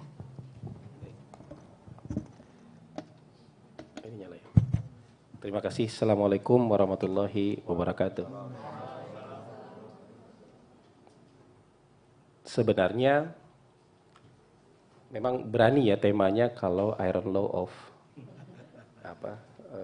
Indonesia Politik. Jawa adalah kunci. Karena menurut saya dalam ilmu sosial yang baru sah jadi teori itu yang disebutkan oleh Panji tadi. The Iron Law of Oligarchy, si Robert Mitchell. Itu pun berusaha dibantah oleh orang sampai hari ini susah dibantah. Orang mencoba mengkoreksi dengan berbagai treatment untuk bahwa dalam organisasi itu bisa tanpa oligarki, nggak bisa. Komune of Paris itu berapa bulan umurnya? 6 bulan, itu pun muncul oligarki di ujungnya. Komune of Paris 2 itu 3 bulan mungkin, karena juga akhirnya muncul segelintir orang yang menentukan policy untuk komunitas itu. Jadi memang organisasi, society, negara, pemerintahan yang stabil memang ternyata ada oligarki di sana. Apapun bentuk pemerintahannya. Jadi itu yang sah menurut saya. Jadi kalau Iron Law of Indonesia Politik ini istilah aja ya. Mungkin tidak bisa ditasbihkan sebagai sebuah teori. Walaupun kenyataannya sampai hari ini berlaku. Tapi seperti kata Panji tadi kan pemilu langsung kita baru Pilpres, dalam konteks Pilpres baru 4 kali Pilpres. Jadi gitu. Nah gini, kalau bicara dalam konteks Jawa, mungkin kita harus memahami dalam beberapa pengertian. Kalau Jawa dalam konteks sebuah pulau, itu kalau dalam berbagai survei, ya, kalau kita kan rutin survei setiap 3 bulan sekali, memang kalau kita membagi komposisi survei itu hampir 60% itu penduduk Indonesia, pemilih Indonesia itu berdiam di Pulau Jawa. Jadi kalau kita sederhanakan, Indonesia ini kalau dalam kategori elektoral ya, 60% itu Jawa, 20% Sumatera, pulau-pulau lainnya itu 20%. Kalau digabung, Kalimantan, Nusa Tenggara, Bali, Sulawesi, Papua, Maluku, 20%. Itu 20%. Jawa 60%. Jawa 60%. Bahkan kalau kita breakdown misalnya Jawa Barat itu kan sekitar 17%. Jadi Jawa Barat plus Jakarta itu lebih besar daripada Indonesia Timur. Sumatera? Hampir sama besar dengan Sumatera, iya lebih besar daripada Sumatera. Kan Sumatera 20%, Indonesia lainnya, Bali, Nusa Tenggara, Kalimantan, Sulawesi, Papua, Maluku digabung itu semua 20%. 60, 20, 20. Ada satu pulau yang 20%, ada satu pulau yang 60%. Nah, kalau dalam konteks pulau, memang enggak skalanya di Indonesia ini. Jawa itu the most populated island in the world. Itu di dunia. Bahkan jumlah penduduk Pulau Jawa itu lebih besar daripada penduduk Rusia. Pulau Jawa. Rusia yang sebesar itu lebih besar dari, kan Rusia sekitar 145 juta. Jawa itu 155 juta. Jadi kalau nggak menghitung teknologi nih, man to man combat nih, Rusia nggak berani sama Pulau Jawa nih. Jadi kalau kita nggak ngitung teknologi ya, itu Rusia yang ditakuti oleh Amerika itu harusnya nggak berani dengan Jawa. Kalau man to man combat. Jadi kita, kira-kira, jadi memang pulau dengan jumlah populasi terbesar di dunia, bukan di Indonesia, terbesar di dunia. Jadi lebih besar daripada Australia, kan besar sekali di bawah tuh. Jawa lebih besar penduduknya dibandingkan Australia. Nah dalam konteks ini bicara politik elektoral, Jawa sebagai pulau itu kan kayak dalam satu kolam ikannya banyak. Bukan cuma ikan koi. Ini kolam yang nggak seberapa, ikannya banyak. Ada orang di danau, ikannya sedikit. Jadi kalau mau mancing ikan, mau dapat ikan lebih gampang di mana? Ya, di kolam yang banyak. Di kolam yang banyak. Dalam konteks itu, ya orang pasti berpikir pertama kali dalam politik elektoral itu kan kayak mancing ikan. Memancing pemilih itu kan kayak mancing ikan. Kita bisa pakai baskom, bisa pakai serokan, kita bisa pakai jala, dan kemungkinan dapat pemilihnya banyak di sana. Karena geografisnya kecil, pemilihnya banyak. Sementara yang lain tuh kayak ikan di danau. Kawasannya luas, ikannya nggak banyak. Jadi orang berpikir elektoral sama kayak berpikir marketing juga. Jadi kalau apapun produk di Indonesia pasti tes pertamanya nggak mungkin di Sulawesi Selatan menurut saya, nggak mungkin di Papua, nggak mungkin di kampung saya di Sumatera Barat, pasti di Jawa, pasti di Jawa. Jadi karena memang pasarnya itu kepadatannya, jumlah populasinya besar sekali. Bahkan ngelempar produk di Jawa lebih potensial daripada ngelempar produk di satu negara lain, misalnya kayak Malaysia misalnya.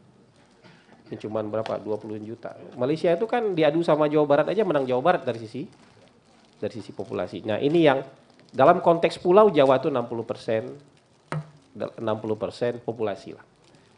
Tadi Panji bilang 57%, kita bulatkan jadi iya 60%. Nah sekarang kita bicara dalam konteks etnis dan kultur. Ini dua hal yang berbeda nih. Tadi dalam pulau, nama pulaunya Pulau Jawa. Tapi di sana ada orang Banten, ada orang Jakarta, ada orang Sunda. Madura. Baru kemudian yang disebut dengan orang Jawa. Di Jawa pun ada Madura. Ya. Nah dalam berbagai, kalau kita pakai data BPS itu kan maksimal orang yang mengidentifikasi punya etnis atau kultur Jawa itu 45%. Kalau Sunda itu 17%. Jadi etnis terbesar kedua itu Sunda, 17%. Jadi Mas Panji ini mewakili etnis terbesar kedua. Kalau saya ini paling 3% aja.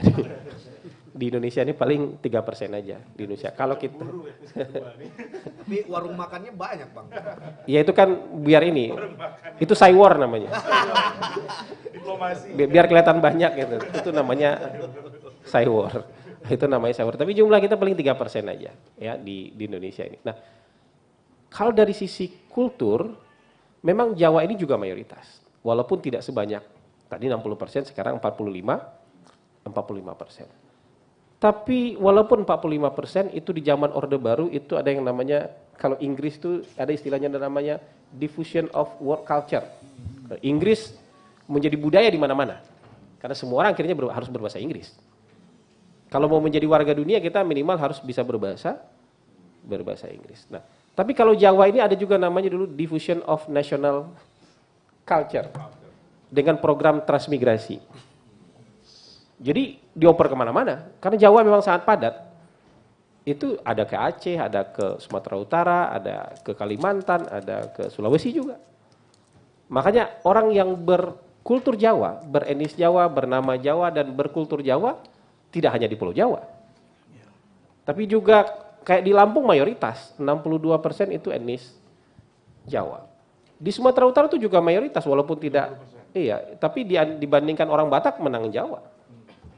Puja Kusuma. Iya, di Kalimantan Timur juga besar etnis Jawa. Nah yang kedua terbesar berdifusi kayak gitu tuh orang Sulawesi Selatan. Yang berdifusi seperti itu orang Sulawesi Selatan. Kalau orang Sunda itu banyak terkonsentrasi di Jawa Barat. Nggak kemana-mana. Terkonsentrasi di Jawa Barat. Tapi kalau orang Sulawesi Selatan berdifusi juga kemana-mana. Terutama di Indonesia Timur. Di Kalimantan Timur juga gubernur, bupati, wali kota di Kalimantan Timur banyak orang dari Sulawesi. Nah, yang hebatnya dari Jawa menurut saya adalah ikatan identitas kultural tadi. Karena budaya mereka budaya yang kompleks sekali. Saya tidak tahu perbandingannya dengan budaya orang Sulawesi Selatan, tapi budaya Jawa kalau dibandingkan dengan budaya Minang jauh lebih kompleks budaya Jawa. Sangat tinggi gitu. Jadi apapun mengenai aturan hidup ada. Menentukan tanggal, menentukan jodoh, ada rumusnya. Ada rumus, ada hitung-hitungannya, ada panduannya. Ya, menentukan hari baik, termasuk juga menentukan pemimpin, termasuk juga political ethic. Makanya yang ditulis itu oleh Romo Magnis itu pemikiran politik Jawa. Karena memang ada pemikiran politik Jawa itu, konkret itu. Bukan dibikin-bikin. Contohnya tuh. Misalnya soal bobot bahwa pemimpin itu harus turun dari, jadi harus menyalin karomah dari orang yang juga punya karomah sebelumnya. Orang yang punya apa, bukan karomah apa sih kalau bahasa itu, waskita sebelumnya. Ada pewarisan seperti itu. Bukan tidak harus berdasarkan keturunan ke anak, tapi bisa diwariskan melalui hal yang lain. Kompleks budayanya. Makanya kalau di RRC sana, kalau ada orang Cina, nggak pulang-pulang, kampungnya dibilangnya seperti merantau ke Jawa. Oh. Makanya orang Chinese yang di Jawa itu jadi orang Jawa. Iya. Makanannya makanan Jawa, bahasanya bahasa Jawa, nggak bisa lagi bahasa Mandarin. Tapi kalau orang RRC di Pontianak bisa bahasa Mandarin. Yang ada di Medan orang Hokkien masih bisa bahasa. Tapi yang di Jawa, mau yang di Surabaya, mau di Jawa Tengah, mereka berbahasa Jawa. Saking kuatnya kultur itu, orang yang masuk ke sana dijawakan. Cina kan budaya tinggi juga. peradaban yang tinggi, tapi ketika merantau ke Jawa menjadi dijawakan. Makanya ada istilah seperti merantau, udah jadi orang Jawa deh, orang Cina pergi ke Jawa udah jadi. Dan preferensi politik mereka itu sama Bang. Iya, dengan cara berpikir yang seperti itu juga. Dengan filosofi, dengan filsafat, dengan pandangan hidup yang juga mirip-mirip, kira-kira sama. Orang Jawa yang ada di keluar Pulau Jawa, di Papua kah, di Sumatera kah, sampai hari ini masih berkultur itu. Kalau saya orang Padang, generasi keduanya saya udah nggak Padang lagi. Istri Jawa? Istri saya bukan orang Palembang, tapi anak saya udah pasti bukan Palembang, udah pasti bukan Padang. Kuliahnya tinggalnya di Jakarta. Tinggalnya di Jakarta. Tapi kalau orang Jawa, generasi kedua, generasi ketiga itu masih dengan kultur yang masih kuat. Nah, apakah kultur ini kemudian membuat pandangan-pandangan soal politik, nah kan sekarang kita juga menjadi relatif seragam, ya, memang tidak 100% tapi kecenderungannya ada. Contoh lah Bang nih, Jokowi kemarin. Jadi kita bilang begitu. Jadi kemarin Pak Jokowi itu kalau di Jawa Barat nggak berdaya sama Pak Prabowo. Tapi waktu Jakarta kemarin, pengalaman Jawa, nggak di Pilkada Jakarta tuh? Kita ini dulu ya satu-satu. Dalam konteks nasional, di Jawa Barat Pak Jokowi kalah. Tapi Jawa Tengah, Jawa Timur, Jogja menang besar. Di Lampung Pak Jokowi menang besar. 62% sebanyak orang Jawa di Lampung juga. Walaupun tidak ada hitungan bahwa semua orang Jawa milih Pak Jokowi. Tapi angkanya mirip. Di Sumatera Utara Pak Jokowi menang tipis, 53%. Itu berarti Jawa plus Batak, Toba. Yang Mandailing, Melayu pilih Pak Prabowo. Ada kecenderungan seperti itu. Di Sumatera Selatan karena mungkin Jawanya hanya 35%, ya Pak Jokowi suaranya 45%. Tapi di Kepri, Jawanya besar sekali. Pak Jokowi juga menang di sana. Jadi kalau kita membaca data, ada kecenderungan etnisitas itu ada. Walaupun tidak faktor tunggal, nggak mungkin memilih itu dengan faktor tunggal itu. Pokoknya saya asal orang Jawa saya pilih, nggak mungkin. Kalau kandidatnya semua Jawa semua mau ngapain? Ya, seperti itu. Begitu juga misalnya ada faktor pemilihan lain, misalnya paham keagamaan. Saya nggak bilang soal agama, tapi aliran atau paham dalam keagamaan. Yang punya aliran dan paham keagamaan tertentu akan cenderung ke kandidat tertentu misalnya dalam pemilihan. Bahkan orang Jawa sekalipun kalau sudah berpaham agama ini, paham keagamaan ini, dia nggak milih Pak Jokowi. Jadi faktornya banyak. Tapi kalau diadu antara etnisitas dengan paham keagamaan, saya melihat paham keagamaan lebih tinggi. Karena etnis Jawa yang punya paham keagamaan ini, dia tidak memilih Pak Jokowi. Dalam konteks Pak Jokowi melawan Pak Prabowo. Jadi menurut saya memang kita dengan 4 kali pemilu nggak bisa dijadikan data statistik. Bahwa ini adalah iron law. Bahkan Pilpres Amerika dengan 40 presiden aja kita nggak bisa jadikan statistik sebenarnya. Ya, White Anglo-Saxon Protestan itu ya karena itu mayoritas. Tapi ke depan menurut saya itu udah mulai bubar itu.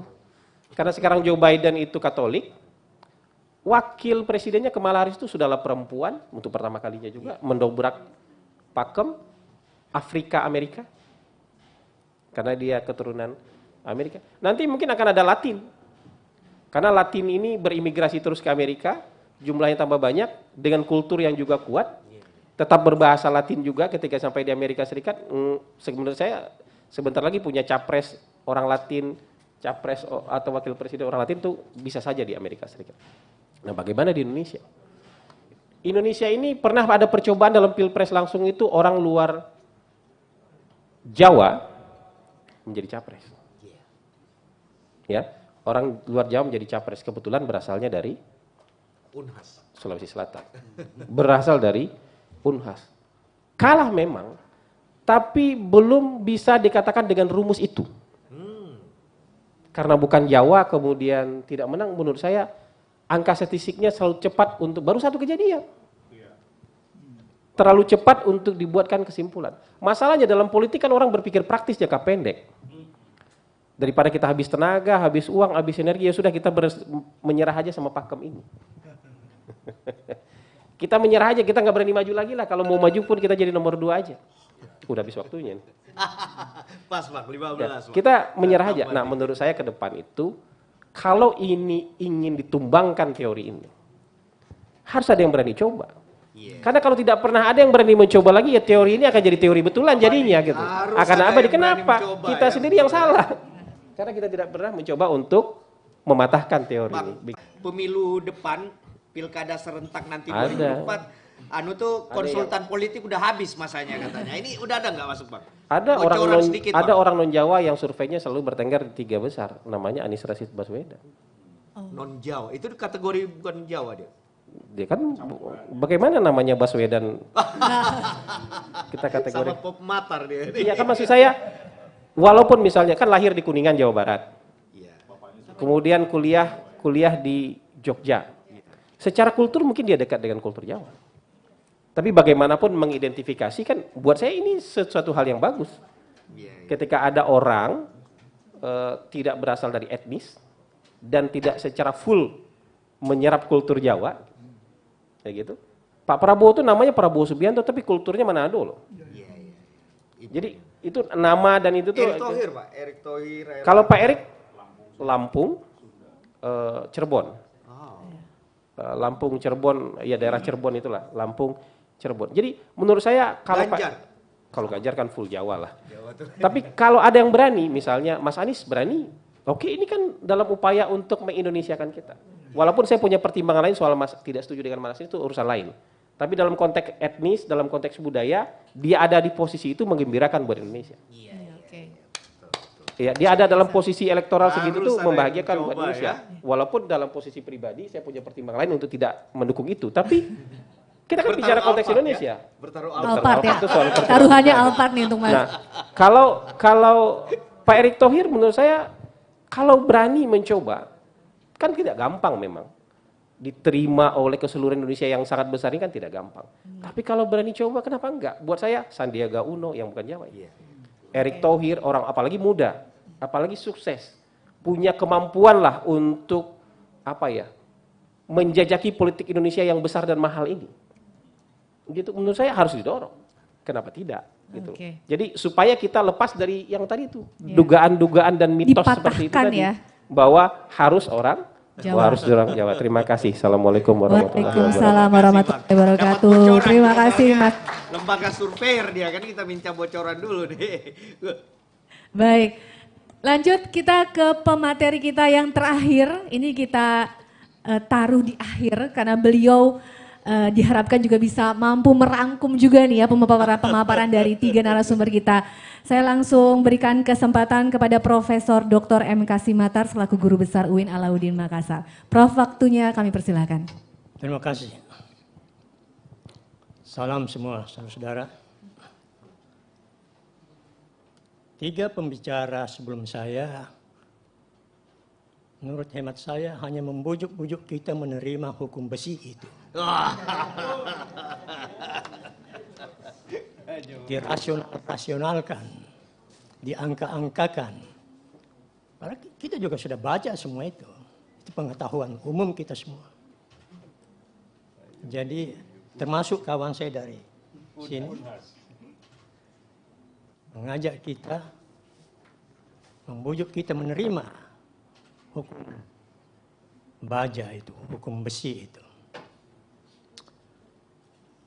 Politisi itu, saudara-saudara, tidak pernah jenuh politisi. Ini ada politisi depan saya, Pak Makbul. Kalau perlu pindah-pindah partai, loncat pagar ke sana kemari. Semua ingin terpilih dan berteriak capresnya yang paling sempurna. Bukan sekarang saja. Usia saya merasakan dengan sadar masa Bung Karno. Jadi isu-isu itu berulang terus pada semua periode itu. 81 Jadi saya Prof sekarang. Ya saya enggak 76. Jadi saya stabil menghadapi macam-macam itu. Karena saya sudah dengar di masa-masa lampau itu. Bukan hal baru ini. Bukan hal baru. Itu jualan politisi.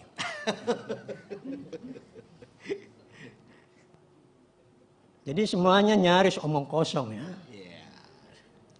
Presiden terpilih tidak otomatis yang terbaik. Dan otomatis yang tidak terbaik. Karena kita belum punya peraturan dan undang-undang pemilu yang memaksa rakyat kita, bangsa kita, orang yang paling ideal yang terpilih. Belum ada. Undang-undang kita dan peraturan kita. Apalagi kalau rakyat pemilih, dipenjara, diterungku di dalam penjara Jawa. Susah dia keluar. Pers juga terpenjara dengan itu. Pers hanya menonjolkan orang yang punya reputasi di tanah Jawa. Satu-satu saja pers mengangkat orang di luar Jawa bereputasi yang hebat. Mungkin mahal biayanya kalau dia harus ke Papua mencari orang yang sangat ideal itu. Maka cukup di Jakarta. Maka menurut saya apa yang kita katakan politik nasional sekarang sebenarnya menurut saya bukan. Itu politik orang Jakarta. Politik orang Jakarta. Bukan politik orang Jawa, Prof. Diperluas akan begitu.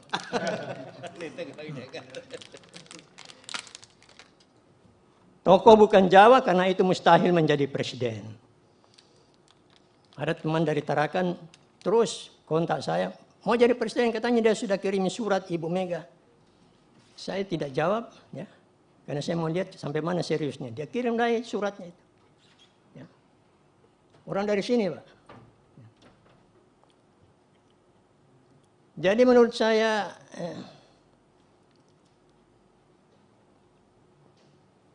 tokoh bukan Jawa mustahil menjadi presiden.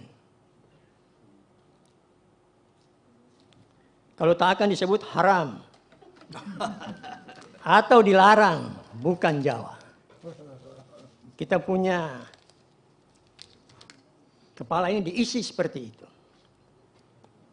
Tapi marilah kita lihat semua presiden kita yang dari Jawa. Bung Karno yang kita anggap dari Jawa ya dijatuhkan. Pak Harto berakhir dimakzulkan. Habibie ditolak sidang umum MPR. Presiden Gus Dur dijatuhkan setelah dipaksa keluar istana. Itu cerita presiden-presiden kita dari Jawa ya. Bu Mega beruntung karena Gus Dur dipaksa mundur. Keberuntungan. Sama wakil gubernur kita di sini beruntung karena gubernurnya ditangkap. Jadi banyak orang diuntungkan oleh hal seperti itu. Ya, sengaja. Hanya SBY yang mulus hingga akhir. Tapi di masanya lah ada orang bukan Jawa disebut sebagai the real president. Di masanya lah. Ada orang bukan Jawa disebut dan seperti diterima secara nasional, dia the real presiden, itu Pak JK. Sekarang namanya Pak Luhut, Prof.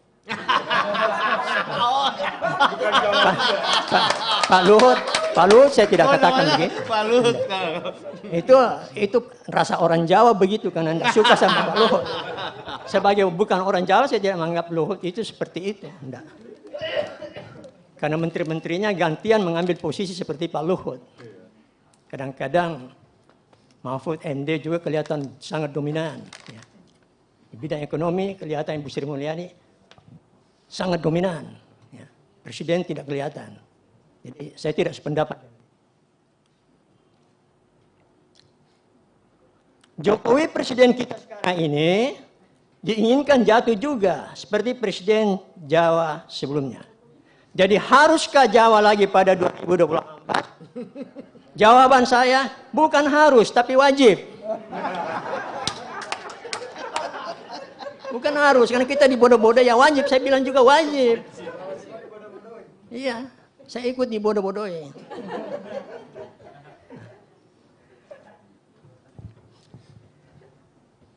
Karena itu pada tahun 2024 ya, tadi ada pertanyaan dari reputasi, ya, polarisasi. Saya setuju. Polarisasi itu masih akan. Maka menurut saya tidak akan kurang kencangnya. Tidak akan kurang kencangnya. Masih 2 tahun pemilihan presiden. Surya Paloh sudah memancing polarisasi itu dengan mendeklarasikan Anies Baswedan. dia menggunting dalam lipatan pada koalisinya. Dia menggunting dalam lipatan. Itu Dan ideal atau melanggar enggak juga etika kampanye, karena sudah berkampanye terus. Tuh. Kemana itu pers? Ya. Ini pers juga selalu saya. Dia ikut juga. Dia ikut juga. Jadi menurut saya polarisasi itu akan terus, bukan berkurang, mungkin masih akan tetap kencang. Demikian juga oligarki, saya setuju bahwa itu ada. Ya. Karena itu presiden pada 2004 harus Jawa. Wajib Jawa. Ya. Yang kedua, polarisasi masih akan kencang.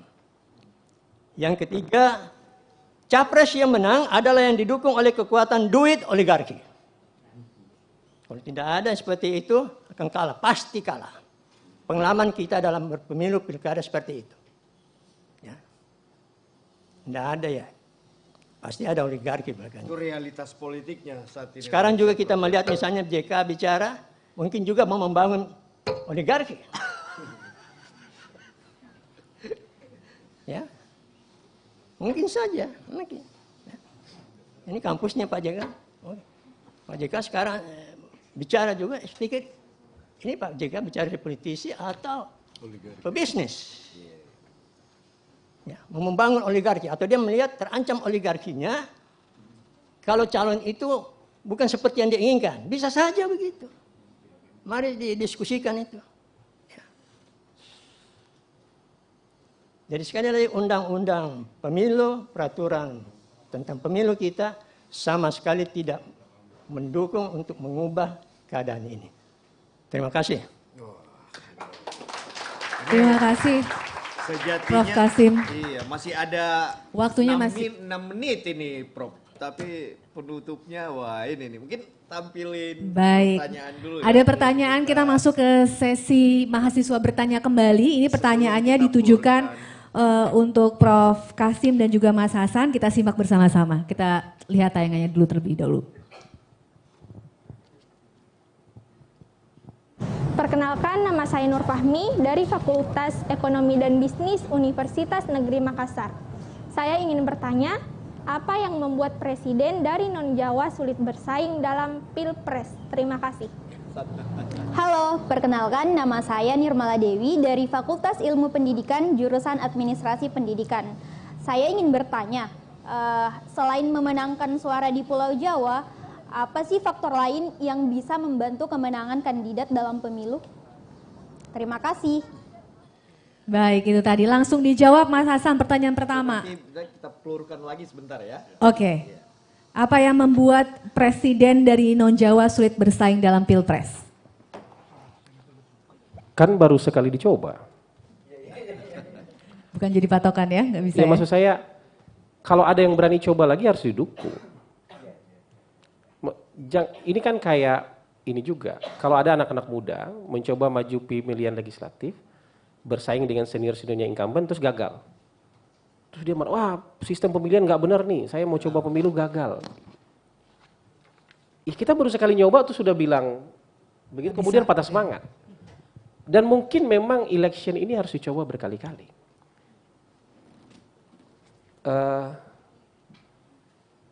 Khofifah itu 3 kali ikut pilkada. Jawa Timur. Pertama kalah, kedua kalah, ketiga dia menang. Itu orang selevel ibu. Kalau kita yang muda-muda ini kalah ya wajar lah. Tapi coba lagi. Begitu juga dalam konteks Pilpres menurut saya. Prabowo udah 3 kali. Pak Prabowo kan veteran juga itu. Veteran juga. Veteran, mau nggak mau kita bilang veteran. Coba pertama kalah, coba kedua kalah. Tapi yang ketiga ini, kalau beliau sehat dan bisa maju lagi tahun depan, peluang menangnya paling besar. Kalau beliau sehat. Ini kan persoalan pertanyaan sekarang, Pak Prabowo kira-kira cukup sehat nggak untuk di usia 70 tahun. Iya, 2023 dan 2020. Tapi kalau beliau sehat menurut saya sulit untuk mencari kompetitornya Pak Prabowo. Dan Pak Prabowo itu nggak pure blood. Karena ibunya Manado. Ya. Karena secara kultur dia lebih dekat dengan kultur Manado. Dengan keluarga yang juga yang Islam dia sendiri. Ini menarik nih nanti. Loh, kita harus hargai keberagaman itu dan kemudian ketika itu jadi sesuatu yang menarik ini. Membatalkan, enggak membatalkan sepenuhnya tapi kira-kira membatalkan sebagian-sebagian yang Iron Law tadi. Walaupun namanya Prabowo. Ya kan bapaknya, Sumitro Jayadikusumo. Gitu tapi ya. ibunya dari Manado. Dan keluarga besarnya kan kulturnya kultur Manado. Belakang, nggak tertutup. Bukan kultur. Jadi menurut saya itu jadi menarik itu. Jadi kenapa harus menurut saya kan baru sekali dicoba. Jadi nggak bisa dibilang sulit dong kalau baru sekali. Kalau udah 10 kali dicoba, baru kita bilang sulit nggak apa-apa. Oke, jadi itu nggak bisa jadi tolak ukur sulit atau tidaknya bersaing dalam pilpres. Sekarang yang non Jawa kayak misalnya Mas Anies ada kan, Pak Erick Thohir, Sandiaga Uno, Ridwan Kamil. Ya. Nah, 4 inilah kan berani coba nggak? Dan ada orang yang mau terima nggak untuk memfasilitasi tiketnya kan gini? Ada orang berani coba tapi tiket nggak dapat tuh susah juga. Nah, jadi dua-duanya harus dipenuhi, berani coba dan tiket. mampu untuk mendapatkan Tiketnya ya. Karena syaratnya kan nggak cuma berani doang. Kalau berani saya juga berani nih. Gitu. Tapi tiketnya dapat apa enggak kan itu urusan yang lain. Mungkin gitu dari saya. Baik, dari Pak Mas Hasan harus berani coba dulu. Jadi tolak ukurnya coba dulu nih ya karena baru 1 kali. Kalau Prof gimana Prof? Prof Kasim. Silakan Prof. Nggak usah dicoba. Pasti gagal. Ada aktivis PDIP di Kalimantan yang saya ceritakan tadi. Begitu. Saya bisik dia, bagaimana Anda mau Ibu Mega itu menjual jualan yang tidak laku. Puan Maharani. Dan terus masih begitu. Jadi di elit kita ini, menurut saya jangan dicoba, karena pasti gagal. Kalau elit kita tidak bermasalah. Surya Paloh sudah membuat polarisasi. Polarisasi yang kemarin itu kita coba urai supaya jangan berlanjut. Terus dia melakukan hal yang justru mempertajam kembali polarisasi itu. Ya, jangan dicoba. Perbaiki peraturan pemilu dan undang-undang pemilu. Misalnya, saya bukan ahli hukum. Mungkin kan misalnya orang yang di kabupaten muncul di seleksi untuk calon presiden, prosesnya sudah ada dari sini. Lantas dia terpilih di provinsi. Ini nanti berapa provinsi masih diseleksi, sekian dari banyak provinsi, sekian masuk ke ibu kota. Seperti Jokowi kemarin, Prof. Dari wali kota Solo, tapi, DKI. Terus tapi yang saya maksudkan ini peraturan yang ada haruskan. peraturan. Peraturan. Ya. Apakah seperti di Amerika, apa seperti di tempat lain? Karena peraturan maka dia sudah mulai di daerahnya. Ya. Dia muncul, dia terseleksi. Maka dia 1-2 orang dari provinsi. Lantas di provinsi dia nomor 1. Yang nomor 1 ini ke pusat untuk dipilih jadi presiden. Minimal 25 tahun itu karirnya kalau begitu, jenjang karirnya Prof kalau begitu. 25 tahun di calon misalnya gubernur bisa maju ke pilpres gitu ya Prof. Iya, mekanismenya itu dia formal sebagai peraturan. Ya. Sehingga terpaksa dia harus tempuh itu. Ya. Baik. Sekarang jangan coba-coba ndak, pasti gagal. Itu omong kosong membujuk saja kita itu kalau mau coba. Iya, inilah asiknya Prof Kasim ya, kita undang dia. Membujuk saja kalau Jangan mau dibujuk-bujuk. Jangan mau dibujuk-bujuk. Baik, pertanyaan berikutnya Mas Hasan boleh barangkali menjawab selain memenangkan suara di Pulau Jawa, apa faktor lain nih yang bisa membantu kemenangan kandidat dalam pemilu? Silakan Mas. Jadi kalau misalnya di Indonesia itu kan 1 person 1 vote, nilainya semua sama 1. Ya mau nggak mau kan memang harus menangkan di situ. Jadi kalau kayak, jadi indikatornya kan kalau nggak Jawa Tengah, Jawa Timur, Jawa Barat, Jawa Tengah, Jawa Barat, atau tiga-tiganya. Karena itu sudah menguasai lebih dari separuh Indonesia. Gitu.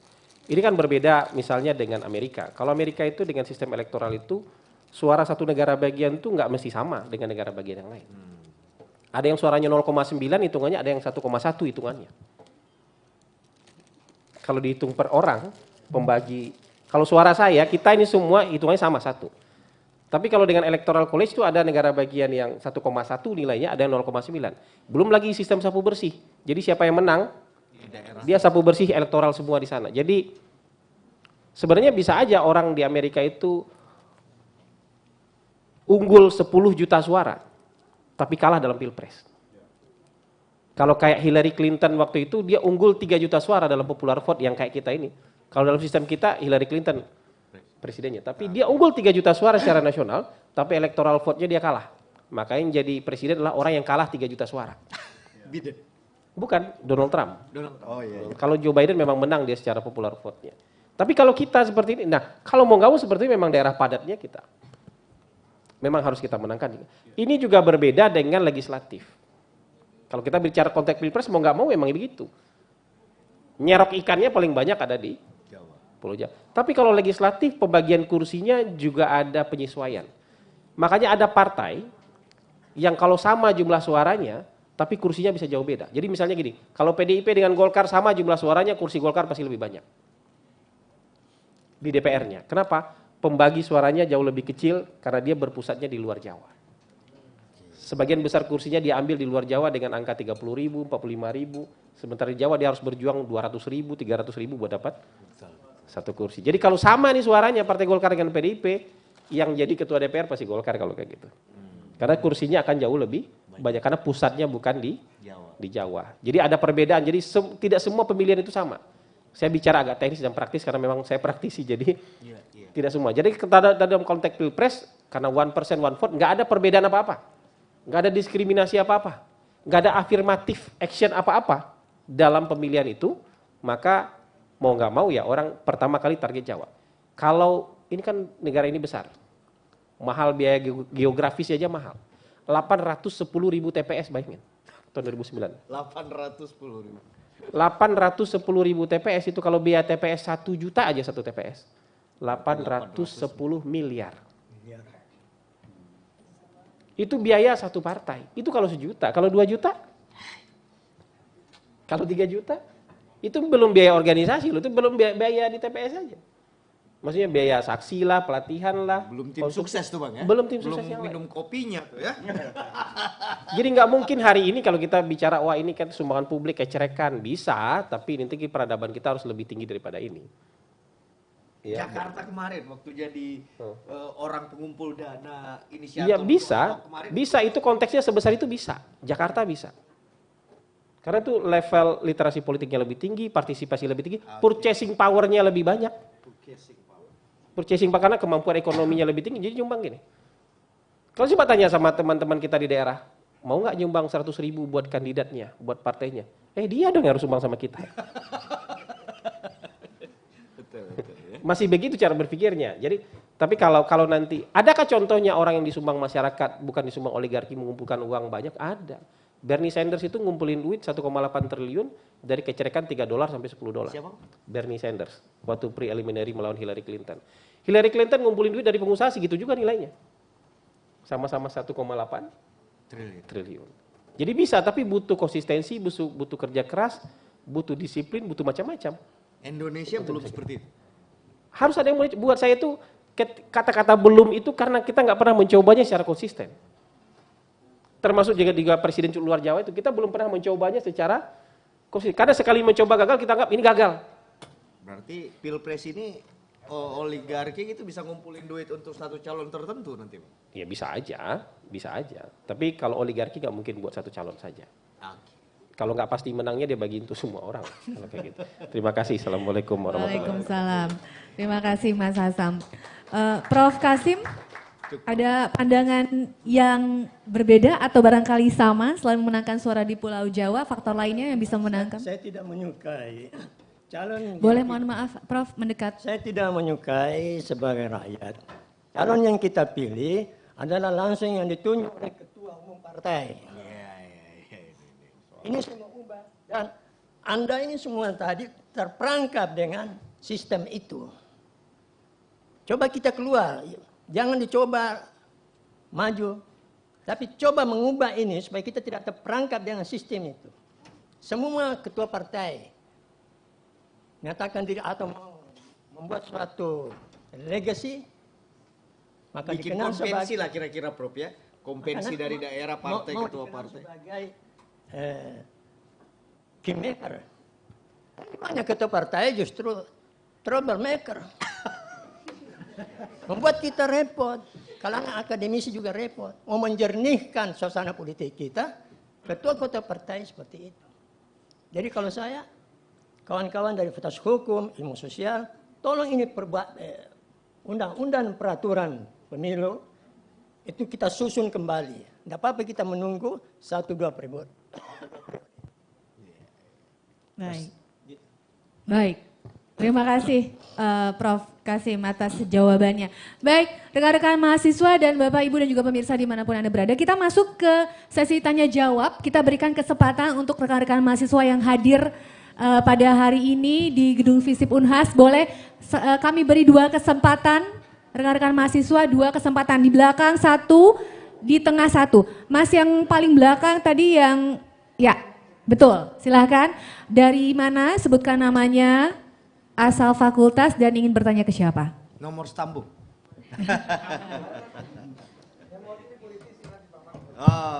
Terima kasih. Assalamualaikum warahmatullahi wabarakatuh. Waalaikumsalam. Selamat siang untuk kita semua. Perkenalkan, nama saya Yul Untung Papalia dari Fakultas Fisip, Sosiologi tepatnya. Tanpa mengurangi rasa hormat saya kepada pemateri, saya langsung saja ke pertanyaan saya. Pertama saya ingin tanggapi. Kamu dari Ambon?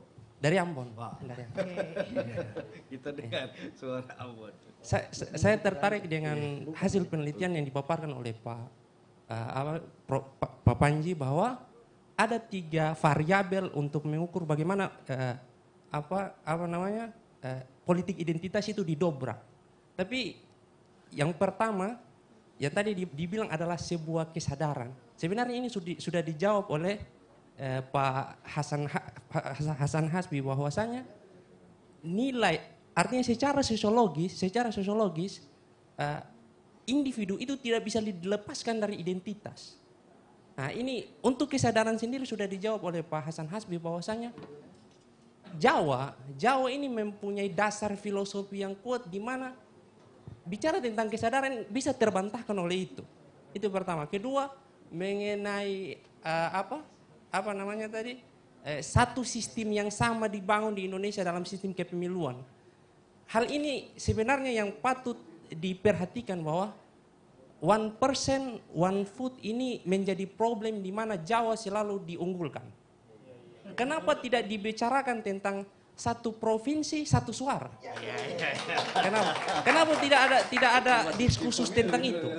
Itu pertama. Kedua, kenapa juga tidak dibicarakan tentang nilai integritas pribadi yang dibangun, yang itu berdampak kepada negara, yang menjadi tolak ukur satu bobotan suara individu. Contoh pajak dan lain sebagainya. Mungkin ada variabel-variabel yang menjadi ukuran itu. Itu kedua. Ketiga, mengenai tadi bahwasanya patron klien ini yang mendobrak. Ini sebenarnya bagus. Saya tambahkan ada 2. Membangun identitas baru yang itu cebong dan kampret. Sebenarnya ini sebuah identitas baru yang mendobrak isu SARA. Oke, baik. Ini tapi dampaknya negatif. Ada dampak berkelanjutan dari hal itu. Jadi yang saya ingin tanyakan tentang SARA di sini, bagaimana kita mendefinisikan ulang tentang SARA karena individu ini tidak bisa dilepaskan dari identitas. Untuk bagaimana Bawaslu dalam hal ini mengkampanyekan pendidikan politiknya. Itu, terima kasih. Assalamualaikum warahmatullahi wabarakatuh. Waalaikumsalam warahmatullahi wabarakatuh. Terima kasih Mas Zul dari Fakultas Fisip Jurusan Sosiologi Unhas ya. Langsung dijawab barangkali Mas Panji silakan. Tampung lagi kan. Oh kita tampung dulu ya. Oke. Tadi Mbak yang pakai jilbab pink di tengah-tengah, betul? Ada atau di mana tadi? Satu perempuan tadi di tengah, betul ya? Silakan. Baik, Assalamualaikum warahmatullahi wabarakatuh. Sebelumnya terima kasih atas kesempatan yang diberikan, Bu. Jadi terlepas dari materi yang Bapak sampaikan tadi, Pertanyaan saya sederhana, Pak. Namanya? Nama dulu. Nama Sebutkan fakultas. namanya dulu sampai lupa. Perkenalkan, nama saya Anugrah Andini dari Fakultas Ilmu Sosial dan Ilmu Politik angkatan tahun 2022. Sebelumnya Pak, Pilpres tahun 2024 nanti merupakan Pilpres pertama kami, yaitu pertama kalinya kami menggunakan hak suara kami dalam memilih pemimpin bangsa. Nah, bisa dikatakan juga kami masih awam tentang sistem politik dalam pemilu. Jadi pertanyaan saya di sini Pak, bagaimana tanggapan Bapak atau nasihat Bapak kepada kami yang masih awam tentang sistem politik agar tidak mudah terhasut, mudah terprovokasi dengan berita-berita yang kebenarannya masih simpang siur. Karena apa ya Pak,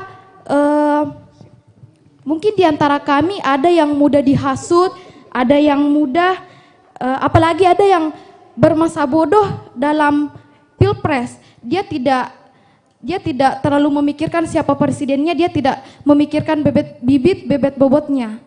Jadi seperti itu Pak. Sekian, terima kasih. Wassalamualaikum warahmatullahi wabarakatuh. Waalaikumsalam warahmatullahi wabarakatuh. Terima kasih Mbak Andini. Boleh langsung dijawab pertanyaan pertama dari Mas Zul, Mas Panji. Baik, terima kasih.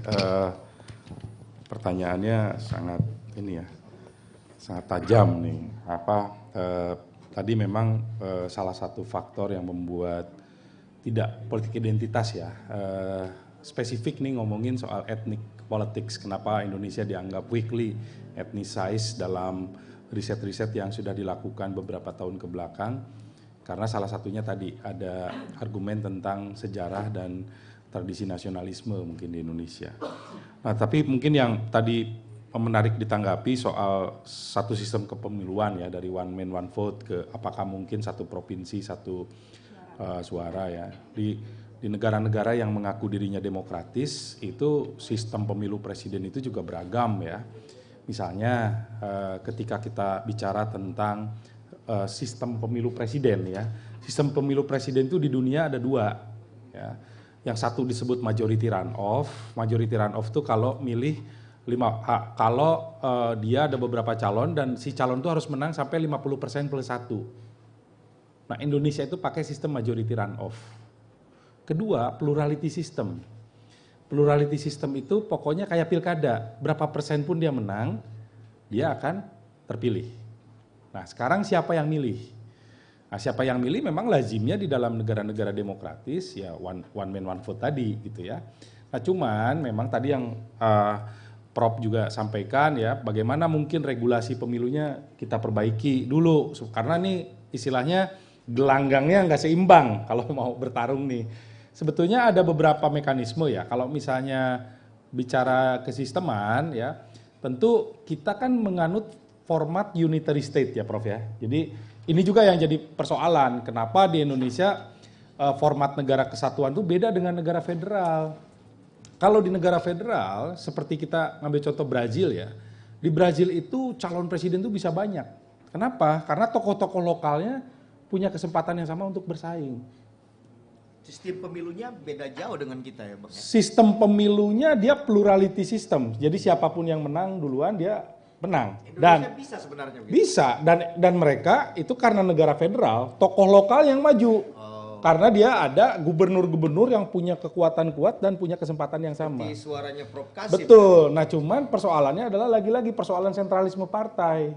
Problem terbesar kita kan di situ ya. Apakah mau upaya ini kita dobrak dengan mereformasi soal pengaturan. Belum lagi ngomong soal threshold. Threshold 20% tuh nggak ada di dunia.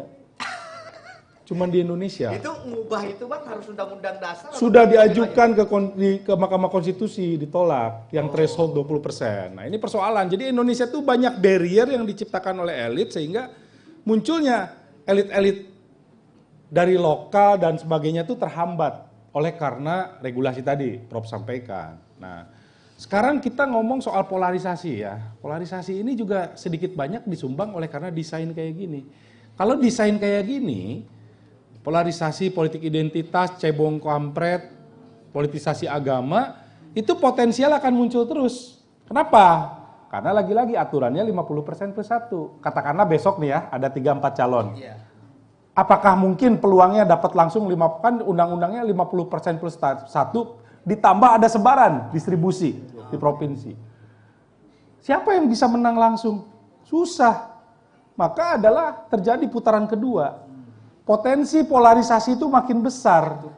Head to head. Nah di 2014, 2019 karena oligarki partainya kuat, mau nggak mau nih head to head yang terjadi. Jadi mekanisme sistem pemilu presiden juga memberikan pengaruh terhadap terciptanya polarisasi. Beda kalau kita pakai sistem plurality system, cuman satu putaran. Partai-partai akan mikir kandidat mana nih yang kita mau dorong supaya, kalau sekarang kan masih ada peluang di putaran kedua. Gitu kan, itu dari sisi sistem ya. Dan yang kedua soal threshold ini. Threshold ini kan dikukuhkan oleh partai-partai dominan supaya dia punya akses untuk nentuin calon. Nah ini repotnya di kita ya begitu ya. Jadi sebetulnya problem politik Indonesia problem pada 9 orang. 9 partai maksudnya. Ya saya nggak bilang partai ya, 9 orang. Jadi 9 orang ini kalau mau mereform sebetulnya selesai. Nah mungkin kalau diturunkan lagi mungkin nggak 9 orang. Ada 2-3 orang mungkin. Bisa disebut namanya? Nggak mau. Nah yang kedua. Mumpung live Mas Panji, ya, mumpung live nggak mau nyebut. Ya jadi ya sederhananya kan begitu ya. Artinya kemauan untuk mereformasi sistem kita lebih kompetitif. Karena problem di Indonesia adalah kompetisi elit di Indonesia tidak kompetitif, iliberal. Kompetisi elit. Itu yang membuat produksi elit kita ya kita terima. Tadi Prof sampaikan bukan yang terbaik ya memang itu. Karena dilahirkan dari satu sistem yang tidak kompetitif. Kalau kita berpikir dalam konteks liberal ya. The best of the beast gitu. Nah jadi susah kita mengharapkan dalam formulasi seperti ini akan hadir, ya pasti yang akan lahir adalah yang terkuat. Bukan yang terbaik tentunya, terkuat. Artinya dia kuat, bertahan dalam sistem yang sangat, saya bayangkan sistem politik Indonesia itu sadis sebetulnya. Orang bisa lampaui jadi wali kota, gubernur, presiden itu luar biasa karena sistemnya sangat keras, kompetisinya sangat banal ya. Nah ini yang mungkin ke depan yang harus dipikirkan ya. Atau binal, Bang. Harus dipikirkan ya. Artinya kalau mau reformasi, cuman lagi-lagi kembali ke 9 orang itu, mau nggak mereka mereform itu semua? Okay. Tanpa itu semua ya sistem kita ya akan tetap dalam tanda petik oligarki tadi. Baik. Gitu. Mas Hasan, ada tambahan? Silakan. Iya, jadi kalau kita bicara politik identitas itu sebenarnya penyederhanaan istilah. Jadi bukan berarti kita harus melepas semua identitas kita kemudian masuk ke dalam politik, tidak seperti itu. Yang disebut dengan politik identitas itu adalah ketika kita bersikap agresif nih. Bersikap agresif, menyatakan secara terbuka di depan umum bahwa seseorang tidak pantas untuk menjadi presiden karena identitas dia. Sara itu ya, suku, tidak pantas menjadi pemimpin karena identitas dia. Agresif. Dinyatakan depan publik. Maka sebenarnya non-Jawa ini sebenarnya belum pernah dinyatakan di depan publik. Jangan pilih dia karena dia bukan Jawa, itu nggak pernah. Tapi lebih banyak kepada identitas sejauh ini ke identitas keagamaan. Atau kalau paling jauh itu bukan putra daerah. Tapi dalam konteks Indonesia, Jawa non-Jawa menurut saya dinyatakan secara terbuka itu tidak. Nah, yang menjadi perhatian nasional itu kira-kira politik identitas yang kita sebut itu bukan, saya nggak mau politik identitas, kemudian saya Muslim, saya ngaku nggak beragama aja deh gitu. Atau saya percaya, bukan yang seperti itu. Jadi salah memahami ketika terminologi politik identitas itu dikemukakan. Kan nggak mungkin panjang-panjang kita menyebutnya. Makanya disederhanakan dengan nama politik identitas. Oh gimana kamu politik nggak punya identitas? Ya nggak bisa. Bukan itu maksudnya. Tapi ketika Anda menganggap orang lain tidak layak untuk jadi pemimpin karena identitasnya, itu yang disebut dengan politik identitas. Sentimen. Ada sesuatu yang mungkin sulit diubah, bahkan nggak mungkin sama sekali diubah.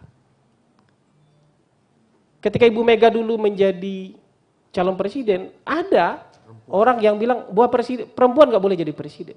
Kalau itu keyakinan Anda, silakan itu sampaikan di ruang tertutup, nggak ada HP, nggak ada video, nggak ada apa-apa. Karena begitu ada HP, Anda nggak bisa bilang, saya hanya bilang sama umat saya kok. Karena ada HP. Ketika itu menyebar, Anda nggak bisa berlindung, saya cuma ngomong buat kalangan internal kok, salah sendiri kenapa tersebar, saya nggak ada maksud. Nggak bisa begitu. Kalau perlu mati lampu kalau Anda mau ngomong kayak gitu. Kan dia nggak bisa ubah ganti kelaminnya. Dia nggak memilih untuk jadi perempuan. Masa dia harus ganti kelamin biar dianggap mampu menjadi pemimpin? Begitu juga soal etnis. Wah, dia bukan Indonesia asli nih. Dia Tionghoa nih, nggak pantas jadi pemimpin. Terus dia mau ganti, mau operasi matanya, apa tanning gitu, menghitamkan, nggak begitu. Nah, orang yang dulu menolak pemimpin dari keturunan Tionghoa, hari ini kesulitan membela calon presidennya yang ternyata juga bukan Indonesia asli gitu misalnya. Jadi ini kan senjata makan tuan. Makanya saya tidak setuju misalnya, ini kalau dalam jangka panjang saya setuju dengan idenya Panji, saya setuju dengan ide Prof. Dalam jangka panjang, ada regulasi yang diciptakan agar terfasilitasi ini proses seleksi calon pemimpin itu yang saya setuju dalam jangka panjang. Tapi kalau kita bicara dalam jangka pendek mungkin itu nggak terrealisasi. Makanya kalau menurut saya kalau dalam jangka pendek tidak terrealisasi, maka cawan-cawan penampung kebencian itu nggak usah maju. Karena begitu cawan itu maju, dia tampung semua kebencian. Makanya saya dimarahin sama pendukung Ganjar karena nggak setuju Ganjar maju. Saya dimarahin sama pendukung Anies karena nggak setuju Anies. Karena menurut saya keduanya cawan kebencian sekarang. Yang bertengkar ini kan pendukung Anies lawan pendukung Ganjar, fair aja. Kan nggak ada pendukung Erick Thohir berantem sama pendukung Ridwan Kamil, kan nggak berantem. Maka dalam jangka pendek menurut saya ini nggak usah maju dua-duanya. Dan ini nggak bisa maju dua-duanya hanya bisa dengan desain politik. Desain politik ini yang punya hari ini bukan saya. Bukan Tribun. Bukan Panji, bukan yang lain-lain, bukan Anda. Yang punya kemampuan untuk mendesain politik ini hanya partai politik hari ini. Untuk jangka pendek. Kalau untuk jangka panjangnya saya setuju. Omongannya Panji tadi, omongannya Prof saya setuju jangka panjang. Tapi jangka pendek kita juga harus punya mitigasi untuk jangka pendek. Gitu. Banyak orang yang marah, kenapa kamu taruhan Alphard, Anies nggak bisa. Menurut perhitungan saya harus nggak bisa maju. Kalau semua akalnya sehat harusnya nggak bisa maju. Cawan kebencian dia. Karena ini cawan kebencian hari ini. Ganjar juga nggak usah maju. Bukan salahnya Ganjar, tapi mau nggak mau Ganjar jadi kawan kebencian juga. Semua kebencian kelompok ini yang dulu ditujukan ke Pak Jokowi diwarisi mentah-mentah oleh Ganjar. Jadi dalam kalau ilmu waris ini namanya asobah dua-duanya ini. Ini pewaris kebencian taruh di sini, ini pewaris kebencian yang lain taruh di sini nih. Benar nggak istilahnya Prof? Asobah. Jadi dalam ilmu agama, dalam ilmu waris namanya asobah nih. Nggak ngapa-ngapain dia warisi, dapat pendukung besar iya. Tapi pendukung besar yang menaruh kebencian terhadap orang lain. Di sini juga begitu. Polarisasi. Jadi polarisasi itu dalam jangka pendek kita bisa siapkan dengan desain politik seperti itu. Dalam jangka panjang yang tadi, desain regulasi yang seperti itu. Keren ya. Terima kasih. Prof Kasim, Pak Iqbal, Prof Kasim, silakan. Silakan Pak Iqbal. Atau Prof Kasim dulu terlebih dahulu silakan. Iya. Siapa yang merawat kebencian politik ini?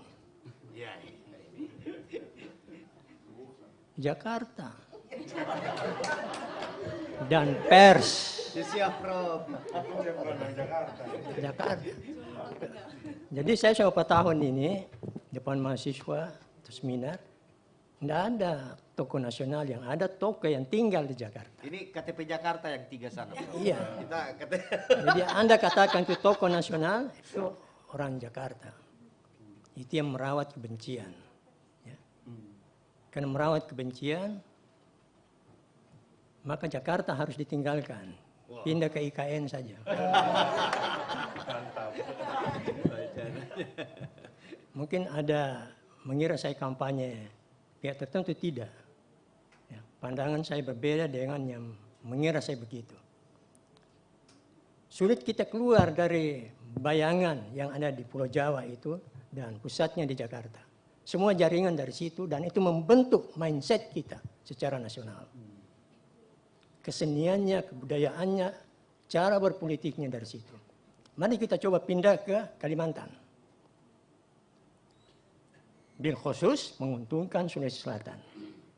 Kalau pindah ke situ saya kira sepanjang Selat Makassar akan terbangun pelabuhan-pelabuhan yang bagus untuk nyebrang ke ibu kota yang baru itu. Itu menguntungkan. Untuk kepentingan Sulawesi ya. Dan yang ke timur di sana juga lebih dekat pusat. Mungkin Manado akan lebih ramai. Ya. Sehingga apa yang kita katakan perimbangan pembangunan Jawa terwujud kalau IKN itu di Kalimantan. Karena orang Timur terpaksa memodernisir fasilitasnya untuk ke ibu kota yang sudah dekat itu. Khususnya di daerah Mandar ini, Sulawesi Barat. Pasti dia akan bekerja keras. Dan apa yang kita inginkan bahwa pembangunan itu merata demikian rupa. Kalau masih di Jakarta, bagaimana orang Papua atau terlalu jauh kita ke sana. Biarlah pelabuhan kita begini. Kira-kira begitu, Pak. Dan terakhir saya terima kasih bahwa itu bisa dipahami ya. Kami berempat di sini sebenarnya sudah saling mendukung, ya. Baik dalam jangka pendek yang kita kritik keras itu. Tapi jangka panjang kita harus bekerja keras. Jangan jangka panjang itu suatu imajinasi saja. Saya sudah sebut, kalau perlu hanya 2 periode kita mengubah semua aturan ini sehingga hukum besi Jawa itu berubah betul. Terima kasih. Terima kasih, Prof. Selanjutnya Pak Iqbal, silakan. Ya, kalau saya mungkin agak sedikit menambahkan saja bahwa memang persoalan yang kita hadapi dalam politik kita ini salah satunya itu adalah persoalan yang terkait dengan kelembagaan politik kita.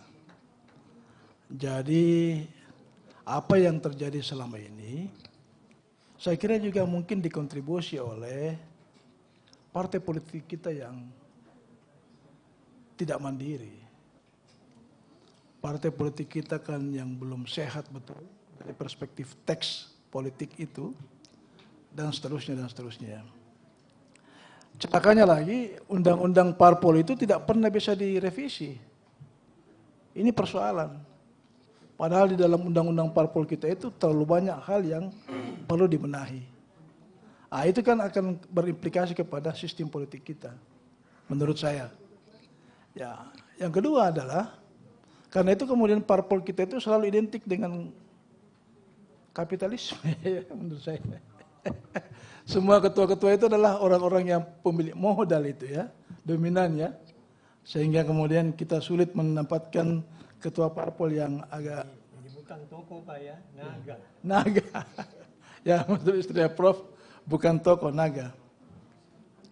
Yang kedua saya kira memang sudah banyak kita diskusikan ini beberapa waktu yang lalu bahwa sebenarnya untuk mendirikan partai politik ini itu juga harus ada intervensi negara. Negara juga harus bisa memberikan kontribusi yang maksimal untuk kemandirian parpol ini. Hari ini negara kita tidak terlalu peduli dengan parpol. Menurut saya, coba dibayangkan misalnya satu suara di DPR itu harganya Rp1.000. Jadi kalau misalnya dia dapat 20 juta, kali 1.000 berarti dia cuma dapat 20 miliar misalnya DPR. Belum lagi DPRD ke provinsi dan kabupaten kota. Itulah bentuk intervensi pemerintah selama ini, negara selama ini. Yang sangat menurut saya sangat minim. Ini yang kemudian, ini saya tambahkan saja dari apa yang telah disampaikan oleh para tokoh-tokoh kita ini. Bahwa salah satu poin penting juga kita, kalau kita bicara tentang isu ini tadi adalah menyangkut tentang bagaimana kita merevisi ya kelembagaan dan mungkin regulasi yang berkaitan dengan partai politik kita. Kalau ini masih terjadi seperti ini, saya kira agak sulit kita bayangkan kita mau mendapatkan suatu sistem politik yang baik ke depan ya. Antara politik tadi isu yang dibangun oleh teman-teman Tribun News ini, antara politik kebangsaan dengan politik politik kebangsaan dengan politik identitas itu ya, politik politik apa istilahnya itu ya, itu. Kalau ini tidak kita benahi itu akan terjadi terus, berulang terus. Dan tentu ini juga akan menimbulkan persoalan apatisme di kalangan muda. Kalau ini terus muncul, anak-anak muda melihat, wah ini politik kita ini ya. Akibatnya mungkin akan menimbulkan distorsi dalam perilaku politik. Mungkin demikian, terima kasih. Baik, terima kasih Pak Iqbal. Ini barangkali pertanyaan terakhir yang boleh dijawab dengan keempat narasumber kita pada hari ini. Pertanyaan dari Mbak Andini ya, mahasiswi FISIP Universitas Hasanuddin. Pertanyaannya, nasihat untuk generasi pemilih muda yang perdana menggunakan hak suaranya. Boleh dari Mas Panji terlebih dahulu. Singkat jawabannya silakan. Apa ya nasihatnya bingung. Soalnya saya harus dinasihati juga. Ya perbanyak pengetahuan saja sih kalau menurut saya tentang politik ya. Dengan kita mengetahui politik baik itu terutama tentang Indonesia dan kemudian mempelajari juga apa yang terjadi di negara lain. Kita punya perbandingan sebetulnya titik kita di mana. Kan kalau nggak punya perbandingan kita nggak tahu betapa mundurnya bangsa ini gitu kan. Jadi kalau saya sih memperbanyak pengetahuan, dengan pengetahuan itu kita akan jadi lebih punya daya kritis, bisa menilai juga gitu. Tapi kalau nggak ada pengetahuan ya sulit kita melakukan itu. Oke. Perbanyak pengetahuan yang pertama dari Mas Panji. Mas Hasan silakan. Sebenarnya jangan kecil hati kalau ini waktu kita pertama kali memilih misalnya. Untung Anda memilih pertama kali ketika Anda muda. Banyak jenderal-jenderal polisi sama tentara jadi pemilih pertama setelah pensiun. Setelah pensiun baru jadi umur 56, 57 baru jadi pemilih pertama mereka. Jadi Anda nggak usah kecil hati. Anda tuh sama dengan jenderal-jenderal yang baru pensiun. Polisi, tentara yang baru pensiun tuh sama-sama pemilih pertama juga ini gitu. Jadi nggak usah kecil hati, dan ini jauh lebih ringan daripada malam pertama. Jadi nggak begitu sulit. Yang sesuatu, kamu nanti.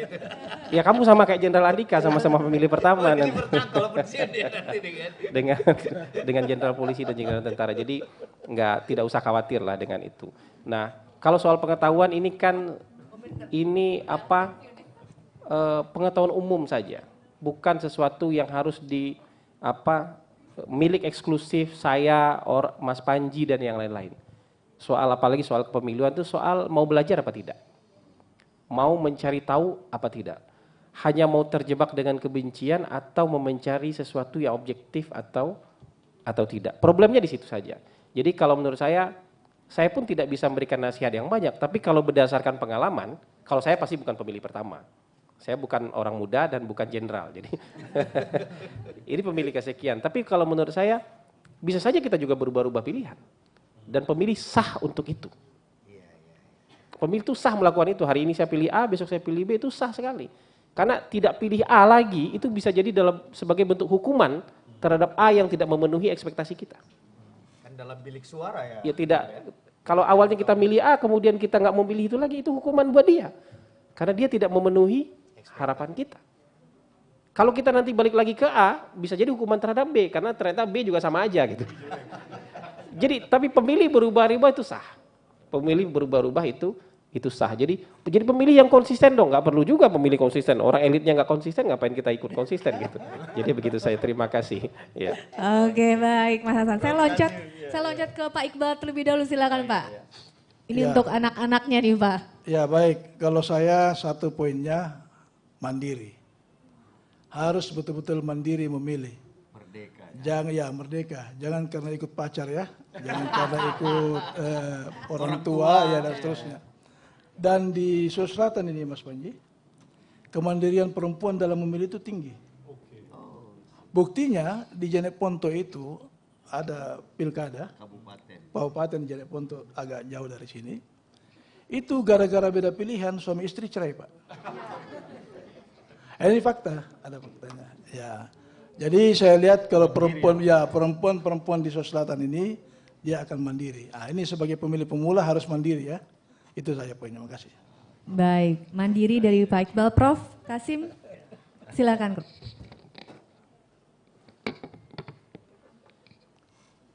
Jangan golput. Jangan golput ya. Apalagi sebagai pemilih pemula, kalau golput Anda tidak punya pengalaman masuk kamar. Di kamarlah itu adegan terjadi. Nah itulah pengalaman pertama kita berpemilu. Jadi kalau golput, Anda pengalaman itu Anda tidak akan rasakan. Jangan golput. Yang kedua, siapapun yang Anda pilih dan kalah, jangan menyebarkan kebencian dan kekesalan. Beritahu teman-teman Anda, presiden yang terpilih kita dukung selama 1 periode. Gitu ya, terima kasih. Baik. Jawaban dari Prof. Kasim tadi, Bang Tamzil, ini juga sekaligus menutup sesi diskusi kita pada siang hari ini ya. Saya ucapkan terima kasih sekali lagi untuk keempat narasumber kita pada siang hari ini. Ada Prof. Dr. M. Kasim Matar selaku Guru Besar UIN Alauddin Makassar. Kemudian ada juga Dr. Iqbal Latif MSI, dosen Sosiologi FISIP Unhas. Saya ucapkan juga terima kasih kepada Mas Panji Anugrah Permana, SIP MSI Dr. Phil, selaku dosen Ilmu Politik FISIP Universitas Indonesia, dan juga pendiri Lembaga Survei Cyrus Network, Mas Hasan Nasbi. Terima kasih. Bang Tamzil juga terima kasih selaku... ke moderator. Siap, sudah dikembalikan kepada saya. Terima kasih Bapak-Bapak semua, rekan-rekan mahasiswa juga terima kasih sudah bergabung di Talk Show Tribun Series kita dalam tema Masihkah berlaku di Iron Law of Indonesia Politik Jawa adalah kunci pada pemilu 2024.